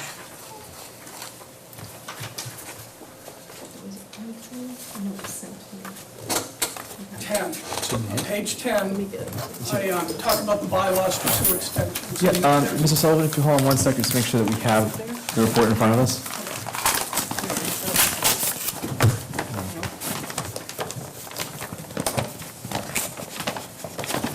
We were emailed it, but I don't think we got printed out. We were emailed it, I didn't print it. Yeah. Today we're here to listen. Yeah. I think we should hold on one moment while the town administrator prints that report, then we can go through it. We're just here to listen to it. Or if if the board doesn't want to report, you may continue. So I'm going to start out with bylaws. There are bylaws related to sewer connections and bylaws related to sewer extensions. And what we're talking about here are sewer extensions. So those are the bylaws that I put in here. So first, no person shall extend, uncover, make any connection to, use, alter, or disturb any public sewer without written permission of the board. And then go to provide 2 sets of plans and specifications in sufficient detail so that the board may determine technical compliance with the bylaws and good sanitary engineering practice. So that particular bylaw is significant because it imposes a level of due diligence on the board. So that the reason the specifications and the information is submitted to the board is so that the board may determine technical compliance with the bylaws and good sanitary engineering practice. The next part is plans and specifications to be stamped by a registered engineer. So a registered engineer prepares the plans for submission to the board. But what it does not say is a qualified engineer then creates plans and it abrogates the board's responsibility to review them and determine their technical compliance, so that the board still has a level of responsibility related to that. So if deemed necessary, by the board, the definitive plans and specs may be reviewed by the board's engineer. So it gives options. The board may send them out for an engineer to review them. They may not do that, but if they don't send them out, again, it still doesn't mean that they abrogate their responsibility to determine technical compliance with the bylaws and good practice. It goes on to talk about size, slope, alignment, materials of constructions, methods used, placing pipe, joining, testing, backfilling. So the bylaws and the DEP standards are very comprehensive and complex. So there's, this isn't just a very, cursory review. It's important to do the complete review. During construction, there must be a full-time qualified inspector approved by the board unless waived by the board to inspect the work for conformance with the bylaws with the approved plans and specifications and good sanitary engineering practices. So there's been debate about who can the inspector be. Can it be the engineering firm that designed the extension and works for the developer? Or is it someone independent of that as a set of checks and balances? And that can be debated, but what is clear and to keep in mind is that approved by the board unless waived by the board, which means it takes a board's decision to determine who the resident inspector is. Okay? An estimated amount, it talks about the engineering inspection, an estimated amount set by the board is payable prior to the issuance of the permit. So that brings up a couple of issues. One is that for sewer extensions, it does not start out by saying that the developer must. Do you have the report there? Can I use it? Sure. The trouble you guys were having opening it is what I'm having no trouble with. Oh, My he was apologies. just giving us the narrative, though. Okay, I'm just gonna make a copy so you. Okay. So it does take the full board to determine if they're going to use and assign their own resident inspector. So the next issue of, says that fees for the resident inspector must be paid before the permit's issued. But that section of the bylaws doesn't say that a permit's required. If you go to the connections section of the bylaws, the first thing it says is they must apply and be awarded a permit to build a connection. But in the extension portion of the bylaws, it doesn't say that. So that one statement is kind of confusing because it tends to indicate, well, there should be a permit, but that part of the bylaws doesn't state that there is a permit. So just want to take that into consideration when we go back. So in this, I have a timeline, and so is it, none of you have seen it? We have. We've seen it. We've seen it. We didn't print it out. We didn't print it out. Yeah. So you will know what I'm talking about. Yes. Yes. Yeah. So I put a timeline in the so it made it easier to see the steps and the period of time that lapsed between them. But back in 2002, things were originally, well, 2000 was the original approval, but in 2002, there were two meetings and two specific votes that are significant. One vote is that they authorized the extension along North Sturbridge Road all the way from Firehouse Road to Route 31. So although the installation of the two sections have been done 2 separate times, the original authorization was for the whole extension all the way from North Sturbridge Road all the way to Route 31. The second part of that is the developers went to the board again and said, well, we want to get started with work. There were all kinds of conditions that were part of the first vote. You know, the key with the conditions is that the conditions were consistent with the requirements of the bylaws. So they were asking for 2 sets of plans, stamped registered engineer, flow rates, and a whole number of things that relate to what the bylaws are. So there was a request made to begin the work, and the board voted to let them continue. Okay, so basically the board not only authorized the whole part of the extension, but authorized to start work and start laying the lines. So that's significant. So it was done in 2 sections. The first section went from Firehouse Road to about 560 feet, stopped at a manhole in the middle of North Sturbridge Road, and then took a right turn through private property to go to 191 and 195, I think, City Depot Road. And what you're going to see, and I'm not going to take you through all the detail of this, is a long period of time where they were working on the line and the board was not getting any of the information that they requested. Okay, they went through all sorts of, you know, we need this information by a certain day, promises, stop work orders, eventual threats of fines and penalties. And this happened over, you know, from 2003 all the way to basically 2005. In 2005, things changed because it became evident that the extension, which was around 1,200 feet of line, required a DEP permit. And it had never been applied for, and no permit was ever issued. So DEP came in and became sort of part of this process for a while. Where they were saying, yeah, you need to apply for a permit, you need to get us the plans, you need to do all of this. And again, you know, threats of, you know, sent to legal counsel and threats of penalties and so forth. So at a later point in 2005, finally the engineering plans, and at this point it was pretty much an as-built plan because the line was already in, but the engineering plans and flow estimates and other information came to the board. So the board at that time did their due diligence in that although they had not reviewed everything ahead of time, they now said, well, we have plans, what we're going to do is hire an engineer.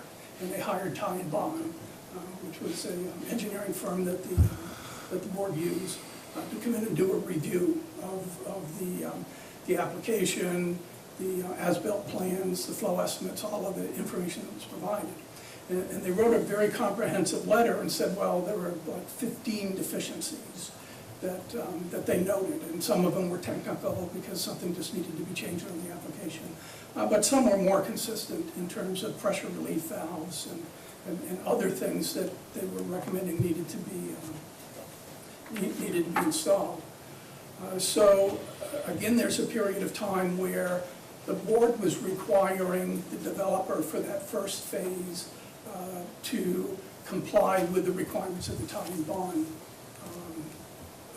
review. And that got to a certain point where the developer eventually said, well, I don't want to do that. I just want to keep it a private line, and I don't want to do that. So that's a problem because there's a public way portion of the line. So that even though one may want to keep a sewer line, by the way, I never found anything anywhere that defined a private line. So you know, I think it's, the board made several votes, and I certainly agree with the board that the public road section of that first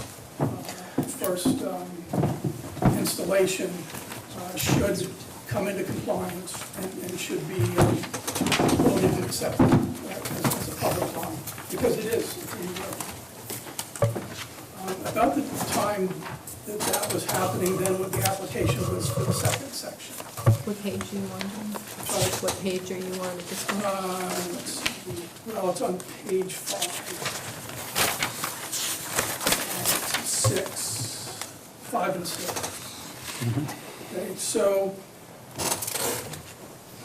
the second section, which was part of the original authorization back in 2003, the second section was to go from that manhole in the middle of North Sturbridge Road down to approximately Route 31. So plans were submitted, a whole lot of information. There were engineers, they came in and they presented to the board. Unfortunately, at the time all that happened, there had been some pretty substantial changes to the board. There were at least 2 new members who didn't have the history and the background of this. So for several meetings, there was like fact-finding and getting information. And so a couple of significant things happened in this period of time. One is that there was a motion made by the board to rescind this second section because it wasn't timely anymore, and actually legal counsel had made a recommendation to the board, and acting on the recommendation, a motion was made to rescind the approval for that second section of the line. That motion was defeated. Okay, so what it means is when you're defeating the motion to rescind, then the original authorization that goes back to 2003 is in effect. So there is authorization, and again, remember, not just to do the project, but to actually lay the lines. And so those authorizations at that time dictate. The other piece that was significant in this period of time is there was a motion to send the plans to an engineering firm and have them reviewed before the line was laid. That motion too was denied. And so, you know, it's why I sort of brought up those issues in the bylaws, because one would believe that, well, they don't have to, but they may send it to the engineer and they voted not to. But again, that does not abrogate the board's responsibility to doing some due diligence on the plans to make sure that what was being proposed to be installed in the plans actually meet all of the requirements of the bylaws and good standards and practice. So just to bring that up, so the line was laid, and one other significant issue there is that in the chairman's authorization to lay the line, which again is based on the 2003 authorization, also said that the resident engineers could do the inspections. And so that's a little at variance with the bylaws, because the bylaw says that the board is to determine who does the inspections. And again, if you're looking at the issue of, well, should the developer's engineer do the inspections, or should the board have somebody independent, you know, no matter which way of that debate you may fall on, the issue is that the full board should have voted. If the resident engineer was to be the ones to do the inspections, it should have been voted by the full board. So the lines were laid in 2008 and then sat there dormant for a number of years, because the next time, 8 years later in 2016, it comes up again with a request to, it's going to be repaved again, and so there was a request to, the intent was to try to get the line up to standards so that it could be connected and become, you know, a public line. So there's some problems with this again, and one is that, you know, there was a motion that a water test be taken and witnessed. There was a water test done, but it wasn't witnessed. there were questions as to the as-built plans, because it was raised as an issue that the as-built plans had to be stamped and signed by the engineer, and the plans that they had at that time had not been stamped and signed. And in fact, that turned out to be true, because it wasn't until March 15th of 2017 that the as-built plans finally did get signed and stamped. So that was an issue that had been brought up. So there's been a period of pressure tests, and so where we are today is basically there are two non-compliant lines. Much of the lines are in North Sturbridge Road, in the town right-of-way. So, where do we go from here with this? And I have my recommendations, and certainly a lot more detail in the report, but on page 20, recommendations. The first recommendation, we have extensions that span from 2002 to 2017, so during that time a lot of things happened. But the bylaws were pretty consistent over that period of time in terms of what was required. And in reviewing all the minutes and doing this, it does appear to us as though many of the steps required by the bylaws were never completed by the board. So what I've done is I've provided two sets of checklists, one for connections and one for extensions. And these are checklists based on the minimum requirements for the bylaws.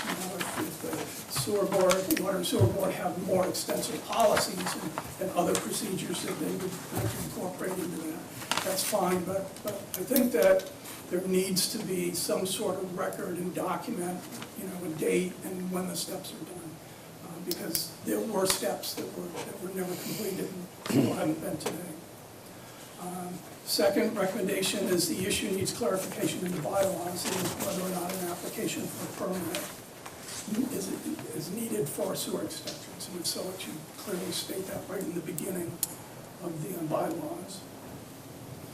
Next section, we recommend that the sewer extensions in North Sturbridge Road, sort of in the right-of-way, be brought up to the requirements and accepted by the town. So commissioners need to address both sections. So the first section needs to be brought up to requirements. So then the second section would be able to connect to it. So without it being brought up to requirements, I don't see where the second section could put in. So then the second section, right now the board has determined that the recommendation by the board and the vote is that if it passes a pressure test, that it can be connected. And so first of all, I don't think it can be connected until the first one's brought up to standard. But second of all, I still look at that responsibilities and due diligence of the board in terms of looking at the as-built plans, looking at what got put in, and making a determination, did this comply with all the bylaws and the grades and all of the things that are necessary. They can do that in-house. They can also do it as a previous board did, to say, well, it's in there, but we still want to have an engineer review it. But I think there's nothing in the bylaws that say that a line is accepted when it successfully completes a pressure test. That's not part of the determination of requirements.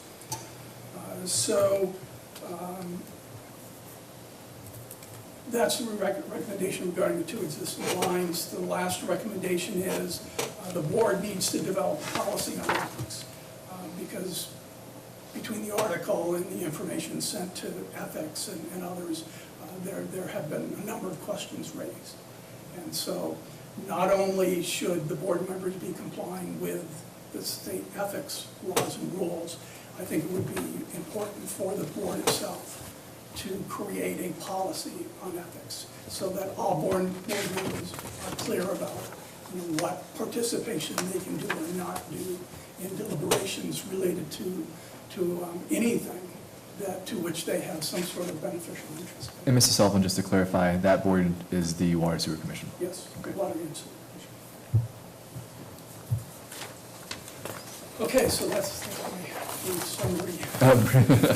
Thank you. Thank you very much for that. I'll open up to questions from the board. About the findings? No? Good. One thing I do want to possibly work on, the first two recommendations about the bylaws. I'm not sure if that, if we can work on that maybe for Springtown meeting, just to clarify those. I think those are great points, and just to help clarify, work with the Water Sewer Commission and who else whoever we need to address those deficiencies. I will leave, unless I'm mistaken, and appreciate everything you've done, and I'm not going to comment on it, not the place of the board. Thank you. But I will simply just point out that some of your recommendations, I believe all those recommendations would need to be actually executed by the water sewer, who are their own elected board. We can't recommend to do anything. They can take the recommendations and they can do the suggested ethics sign-offs and checklists. That's for them to. Well, as keepers of town meeting, just these different bylaws, it just behoove at least to offer our assistance with that. I would just say that's fine, but I would again just caution that the duly elected board. Yep. So just offer any assistance that we can with that. Through the chair. Ms. I'm Graber? not sure if this came up while I was out of the room, my apologies. One of the original questions that you had asked was about using town monies on public property. If you can speak right into the microphone, Ms. Graber. I said, one of the things that you had wanted to find out was there public funds used on private property? And I'm not sure if he had gone, if No. Yeah, so audit had gone that through question was that in the paving that happened in 2016, I believe, the town used Chapter 90 funds to reset the manholes and do some other work that relates to that line. Our position that I think I've stated in here is, whether you like it or not, if the lines are in the middle of the road, the town owns them. You own them. And you may feel that there's a legal basis to go back and, the bylaws say something about, if there are lines that are not in compliance and the town has money, then, maybe you could go back. But Mr. McGrath? I believe it, Mr. Sullivan, it goes back to the original vote that the Water Sewer Commission took about allowing the laying of the lines and approving it all the way up to Route 31. We approved that to go into the road, and when we go and repave, that's our responsibility to raise the basin, so I just don't recognize a private line running down the middle of a town-owned road. So maybe others would disagree with that. Thank you very much. We appreciate all, this was a very involved project, so we appreciate it. I appreciate you taking time to come out. Thank you very much. And for sitting through the rest of our meeting as well. Thank you. All right. Whew. With that, we'll move on to new business. And first, I want to thank everyone for being very patient through all this and staying here, until now. But our first item is the Civilian Traffic Commission. Ms. Craver?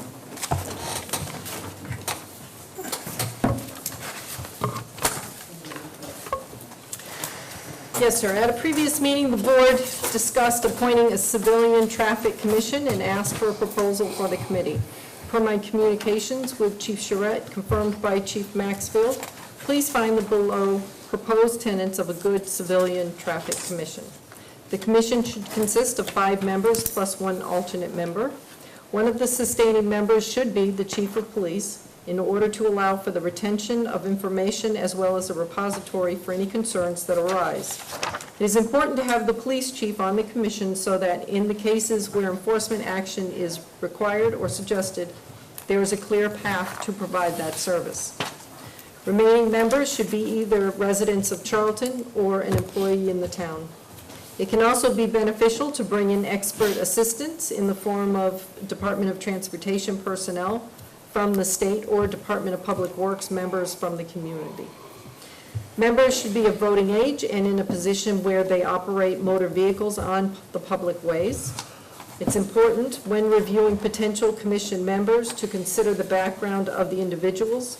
Individuals with a background in traffic safety or mitigation would be a positive asset for the community and would be beneficial to the commission. Other than the police chief, the committee would operate solely on an advisory basis to the town administrator and the Board of Selectmen. Having a civilian town traffic commission is an excellent way to filter complaints and concerns, consider options for mitigation, and then relay those to the proper authorities. We suggest at least 10 meetings per year on an approximately monthly schedule. Thank you. And then what are the wishes of the board? Through the chair. Mr. McGrath? I would thank Interim Chief Charette and current Chief Maxfield for the work that they did on this, and I think it behooves us to form a civilian traffic commission, and I would probably defer to the town administrator about that. I would recommend that you form a commission and accept these tenants, and we'll put it together and start advertising for you. Okay. So as recommended. Okay. So it will be consist of 5 members, 1 alternate. The chief of police should be the chair or a sustaining member. Mm-hmm. So what's the board's wishes with accepting it as presented?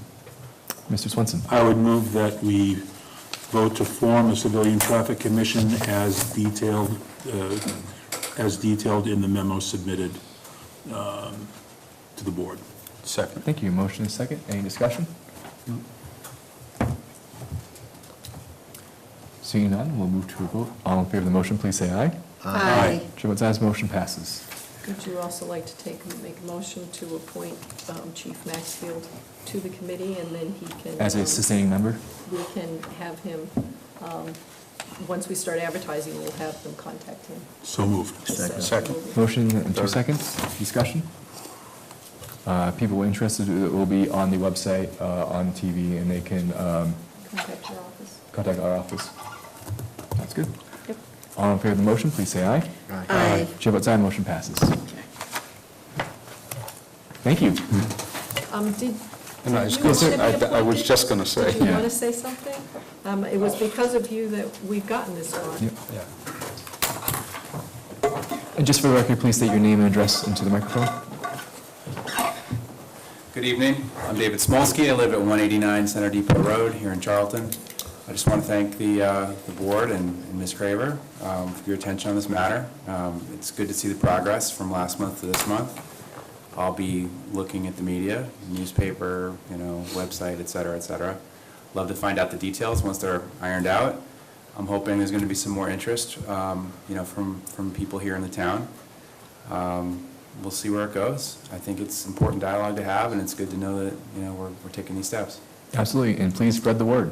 All right, So, thank you. Thank you, Mr. Smolsky. I know Thank you, that, Mr. there was a lot of discussion between us about this, and I want to thank the town administrator and the chiefs working on this, so thank you. Great, thank you. Thank you. Good night. Thank you very So much. we're not going to get him to ask to be appointed tonight. I don't know if it's fair for the application process. Thank you. Take care. And with that, we'll move on to item number 2 under new business, the fire department request to declare engine 3 as surplus vehicle. Ms. Craver. Yes, sir. Attached is a request from Fire Chief Cloutier asking the board to declare old engine 3.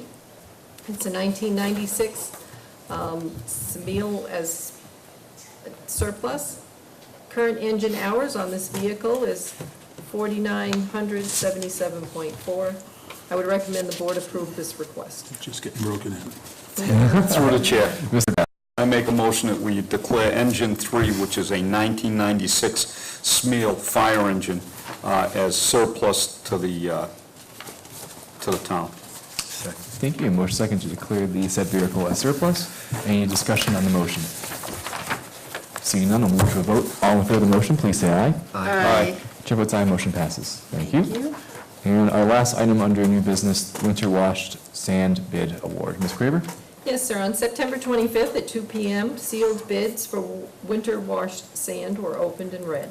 One bid was received from Hilcock Construction Company, Incorporated, Highway Superintendent Voskis has reviewed the bid and would recommend the board award the bid to Hilka Construction in the amount of $17.30 per ton delivered. Last year's bid was awarded to Hilka Construction in the amount of $14.15 per ton delivered.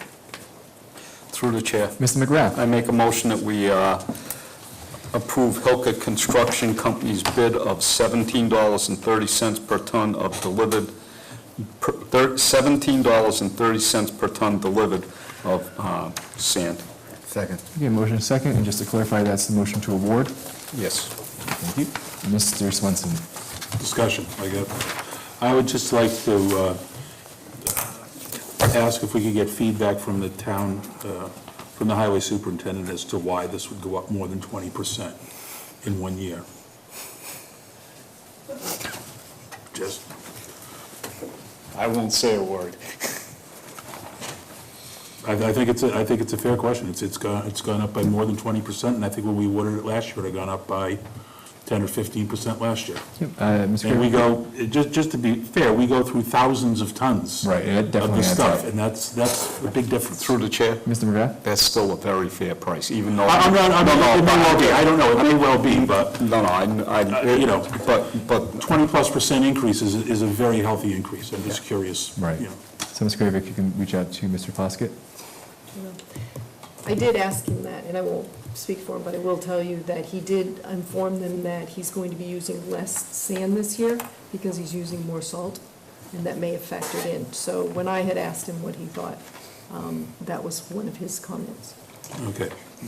So I think it was last year or the year before I asked the question as to how much we used in the course, and it was a shock, because it was thousands. Thousands. It's a lot of roads in It's a lot town. of roads, oh, no question, so. Again, I'm just We curious. just won't do yours.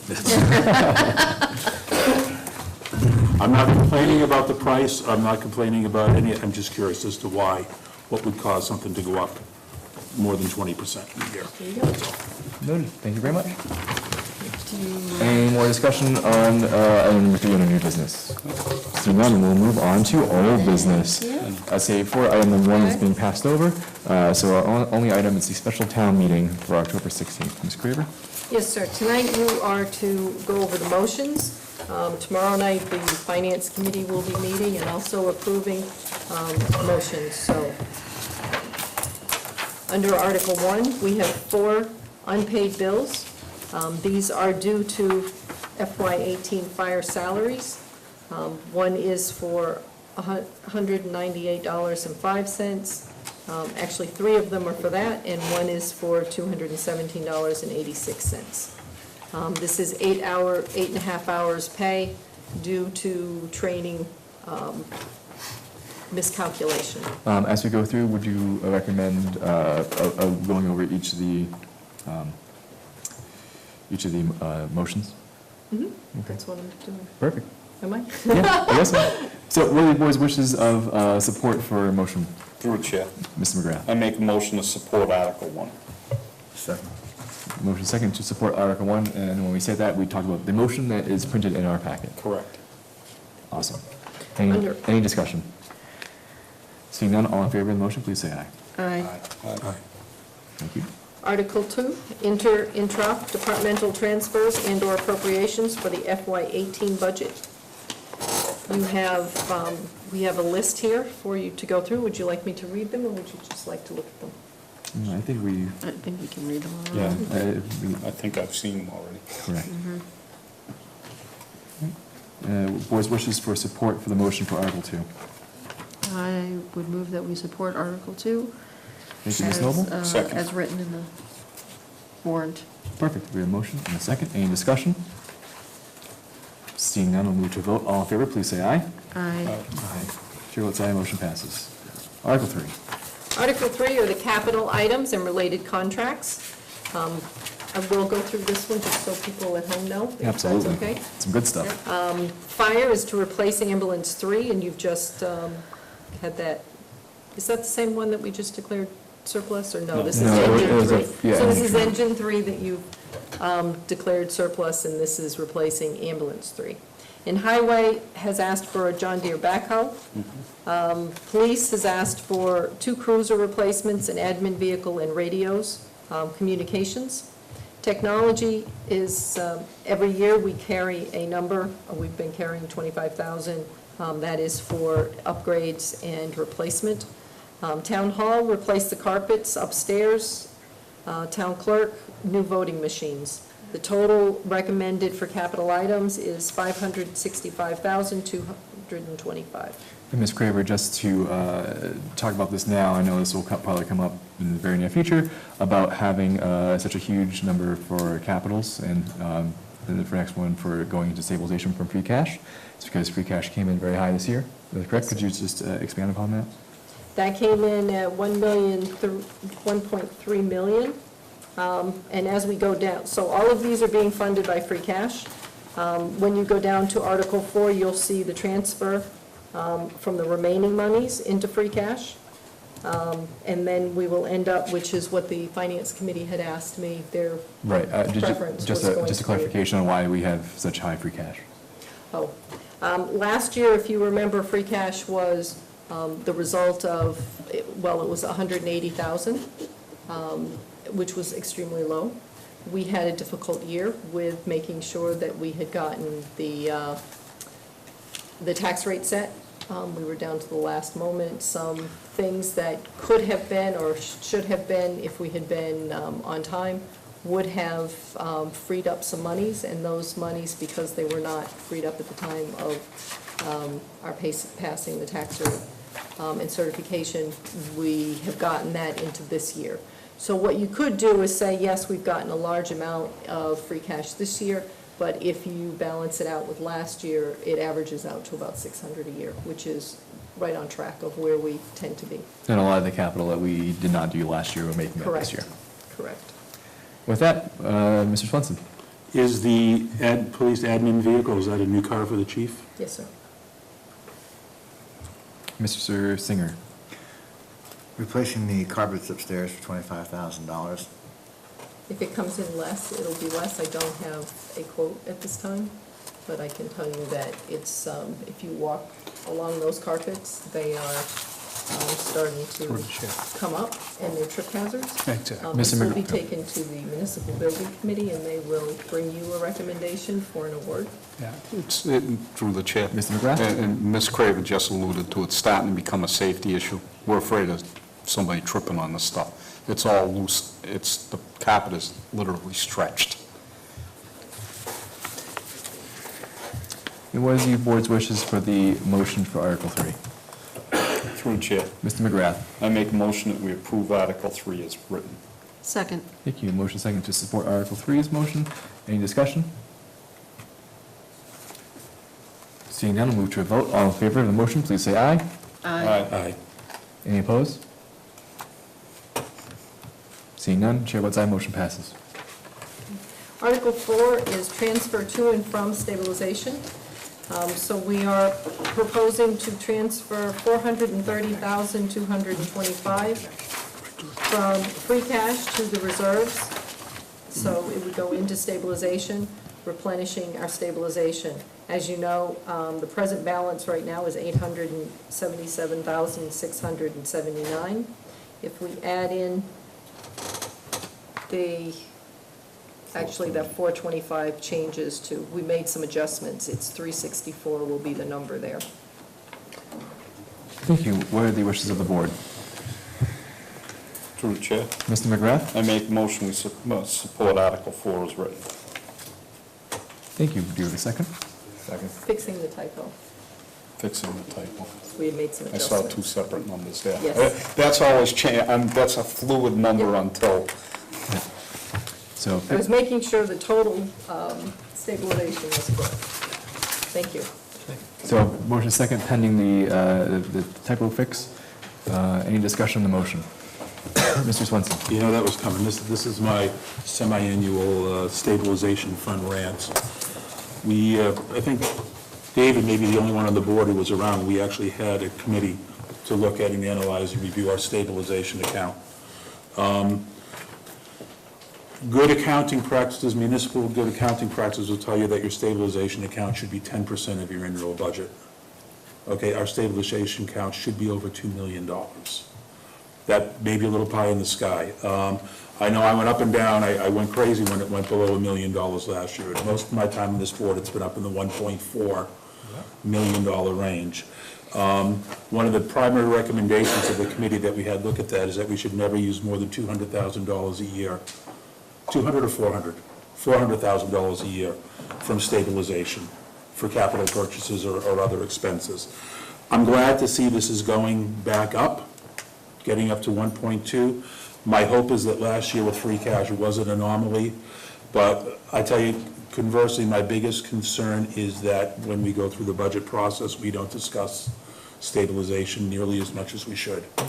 It's all we have. If things turn south, it's all we got, and when it's gone, it's gone. And it saved us, especially. It has saved us. There are times that it has, if it wasn't as healthy as it had been, we would have been in real problems. So I'm just asking this board as we go forward, we need to do everything we can to grow our stabilization account back up to where it needs to be. Again, hopefully last year's free cash was an anomaly, but, my concern is that it's very easy to fall into the trap of, well, we were down to $877,000. That's still a lot of money. Not when you have a $22, $23, $24 million budget. It's not a lot of money, and it can go away very, very quickly. As we found out. As we have found out. It has, and also looking at neighboring towns, we're lucky. A neighboring town, I think theirs was down to 200. maybe 100 and something, maybe 200. And that's... Which is scary. Having been on the board and go through the whole economic meltdown we had 2008, 2009, and looking what we had to do to get through that, I will always push to get our stabilization back up. I mean, my wife would argue that I don't do that with our own stabilization, but that's a different discussion. But I think it's, I really think it's important that we keep that 10% goal, keep that as an objective and a goal to build stabilization to that point. Thank you. Very, very good comments. Yeah, I agree. We have a motion and a second. Any further discussion on the motion? Seeing none, all in favor, please say aye. Aye. Chair votes aye, motion passes. Article 5, Ms. Craver? Yes, sir. This is a fix of the water department budget, so it's a water department budget amendment to see if the town, and it's just moving the article to be accepted as printed. Wishes of the board? Move to support. Thank you. Second. Motion and a second, maybe a second and a half. Any discussion? Seeing none, all in favor of the motion, please say aye. Aye. Aye. Chair votes aye, motion passes. Article 6? Yes, sir. Article 6 is part of Village Road Bridge.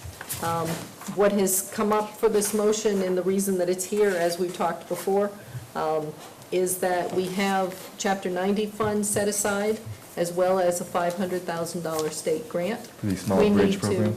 Yes, and we need to expend those funds before we can be reimbursed. So what this is doing is requesting, the motion says that the town appropriates $500,000 to pay costs of designing and constructing the highway improvements, including the payment of all costs incidental and related thereto, and that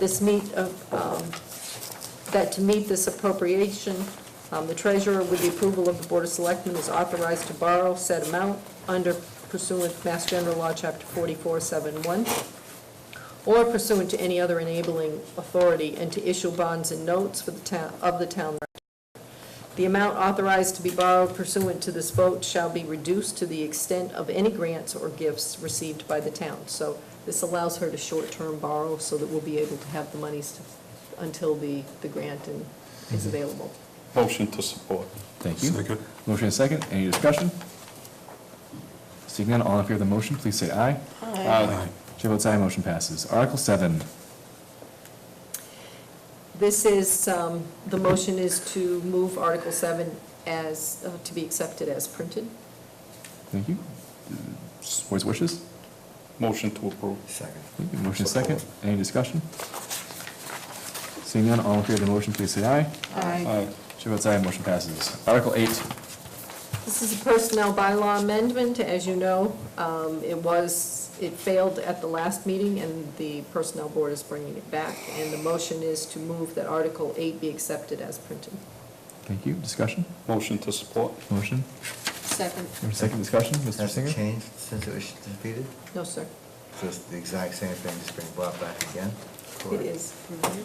Some of the discussion and opinion was that it got caught up in the school discussion, and that it didn't get its fair due, and that some of the employees didn't get up and speak to it, and they would like an opportunity to speak to it.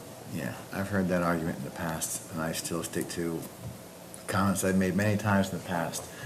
This town has a bad habit of bringing things back after defeated town meeting and just throwing the exact same thing against the wall until it actually sticks.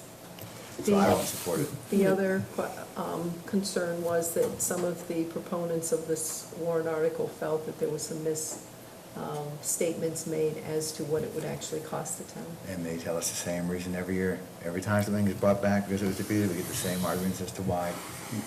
When it's defeated again, we get the same arguments as to why. And we do it again and Mr. again and again McGrath? until it passes.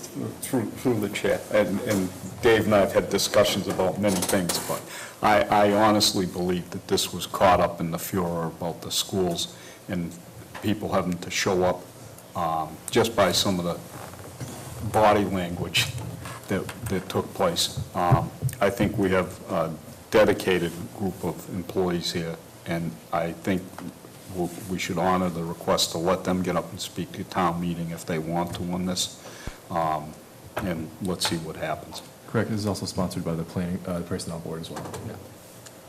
That doesn't really change history Yep. or their ability to get up and speak in the past. Ms. Noble? I supported this at the last town meeting, and I support it because we do have an amazing bunch of employees here, and I think that we need to support them in whatever way that we can, and they need to be given the opportunity to speak on this, whether it's for or against at the town meeting, and if you still choose to maintain the same vote that you had a few months ago, then that is also your privilege as well. I appreciate that. We should be supporting our town employees. In the same vein, we should be supporting the taxpayers in their will. And when they come to town meeting, they are the legislative body and they express their will. And it's simply my opinion.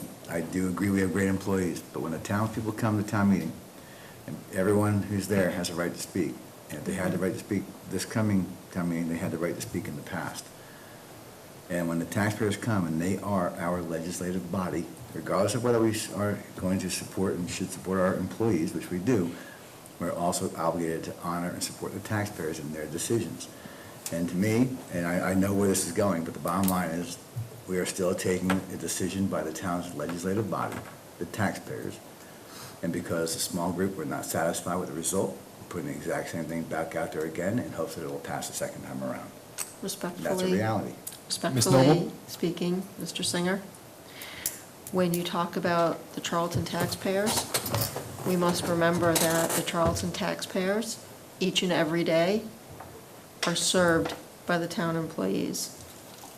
That is correct. So I And we run the town how the would, taxpayers I would would like. respectfully ask that we give the taxpayers and the town employees the opportunity to speak on this issue. We have a motion and a second. Is there any further discussion? Seeing none, all in favor of the motion to support the motion for Article 8, please say aye. Aye. Any opposed? Opposed for the reasons specified. Chair votes aye, motion passes, 4 ayes, one nay. Article 9, Personnel Bylaw Amendment. Ms. Craver? Yes, sir. This is benefits enrollment, and the motion is to move that the Article 9 be accepted as printed. We've had discussions about this already. Thank you. What is the wishes of the board? So moved. Thank you. Motion second to support the motion for Article 9. Discussion? Seeing none, all in favor of the motion, please say aye. Aye. Aye. Aye. Motion passes. Thank you. Article 10. Article 10 is a general bylaw amendment to sewer use for the drain layers license. This is proposed by the Water Sewer Commission. I wasn't sure if you wanted to make a motion on this, so I added it, but you sometimes do not take stands on things like this.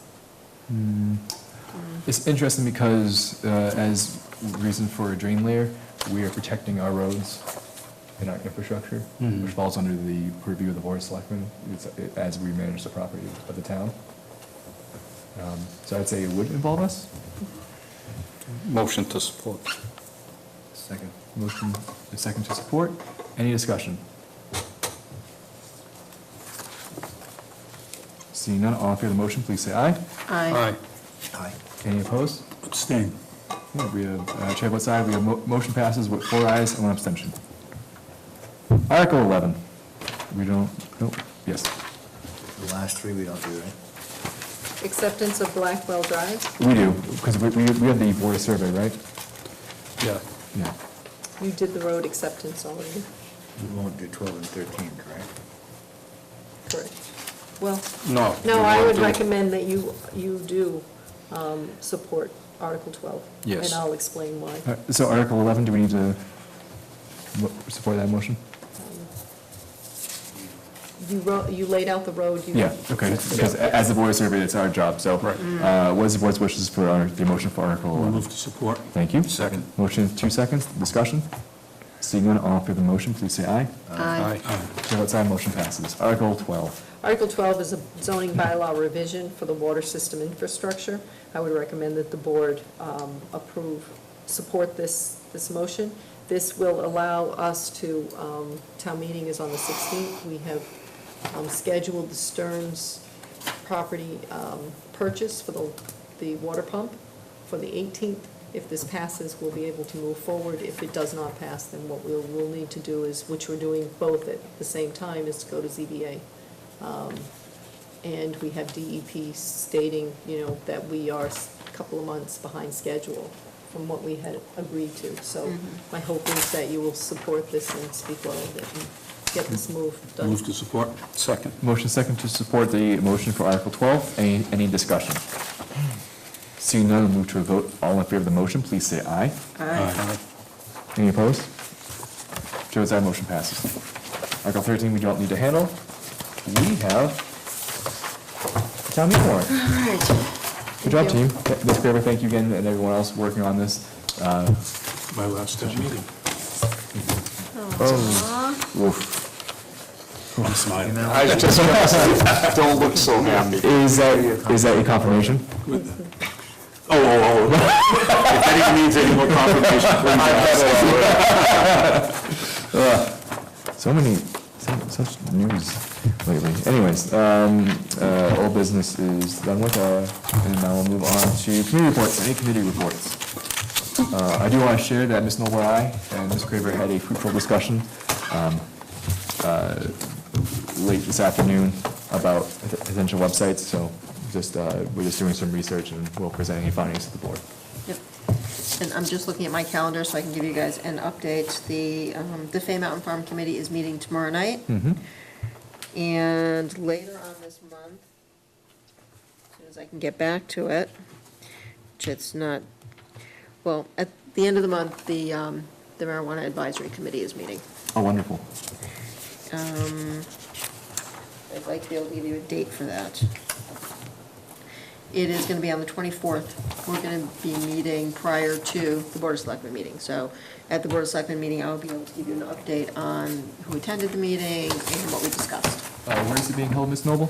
It's going to be held here at the Town Hall. Interesting, thank you very much. And that's a public meeting, right? I believe so. Fair enough. So if you want to, So it should be on the town's website. yep. Somebody should be posting that. Jim Philbrook has taken the lead on that. Yes, he has. He has been coordinating the meeting. We do apologize for the delay. It was difficult to get all our schedules together. Oh, yeah, a lot of busy people wearing many hats, so. So if you want to come, please come. All right, any other committee reports? Seeing none. Ms. Craver, your town administrator report, please? Yes, and I will not be at that meeting, as I will be at the ICMA conference. Okay. Nor the Board of Which stands Selectmen for? meeting next week. Which stands for ICMA? It's late. It's late. Ms. One of those International. meeting things. Your administrator report, please. It's a very short report. Much of the past week's work is centered around getting the warrant ready for town meeting, handling several personnel issues, such as assisting getting the new police chief and water sewer superintendent in place, worked on several litigation cases for the town, and working on the town's land purchase for a pump station. Thank you. Any questions for the town administrator?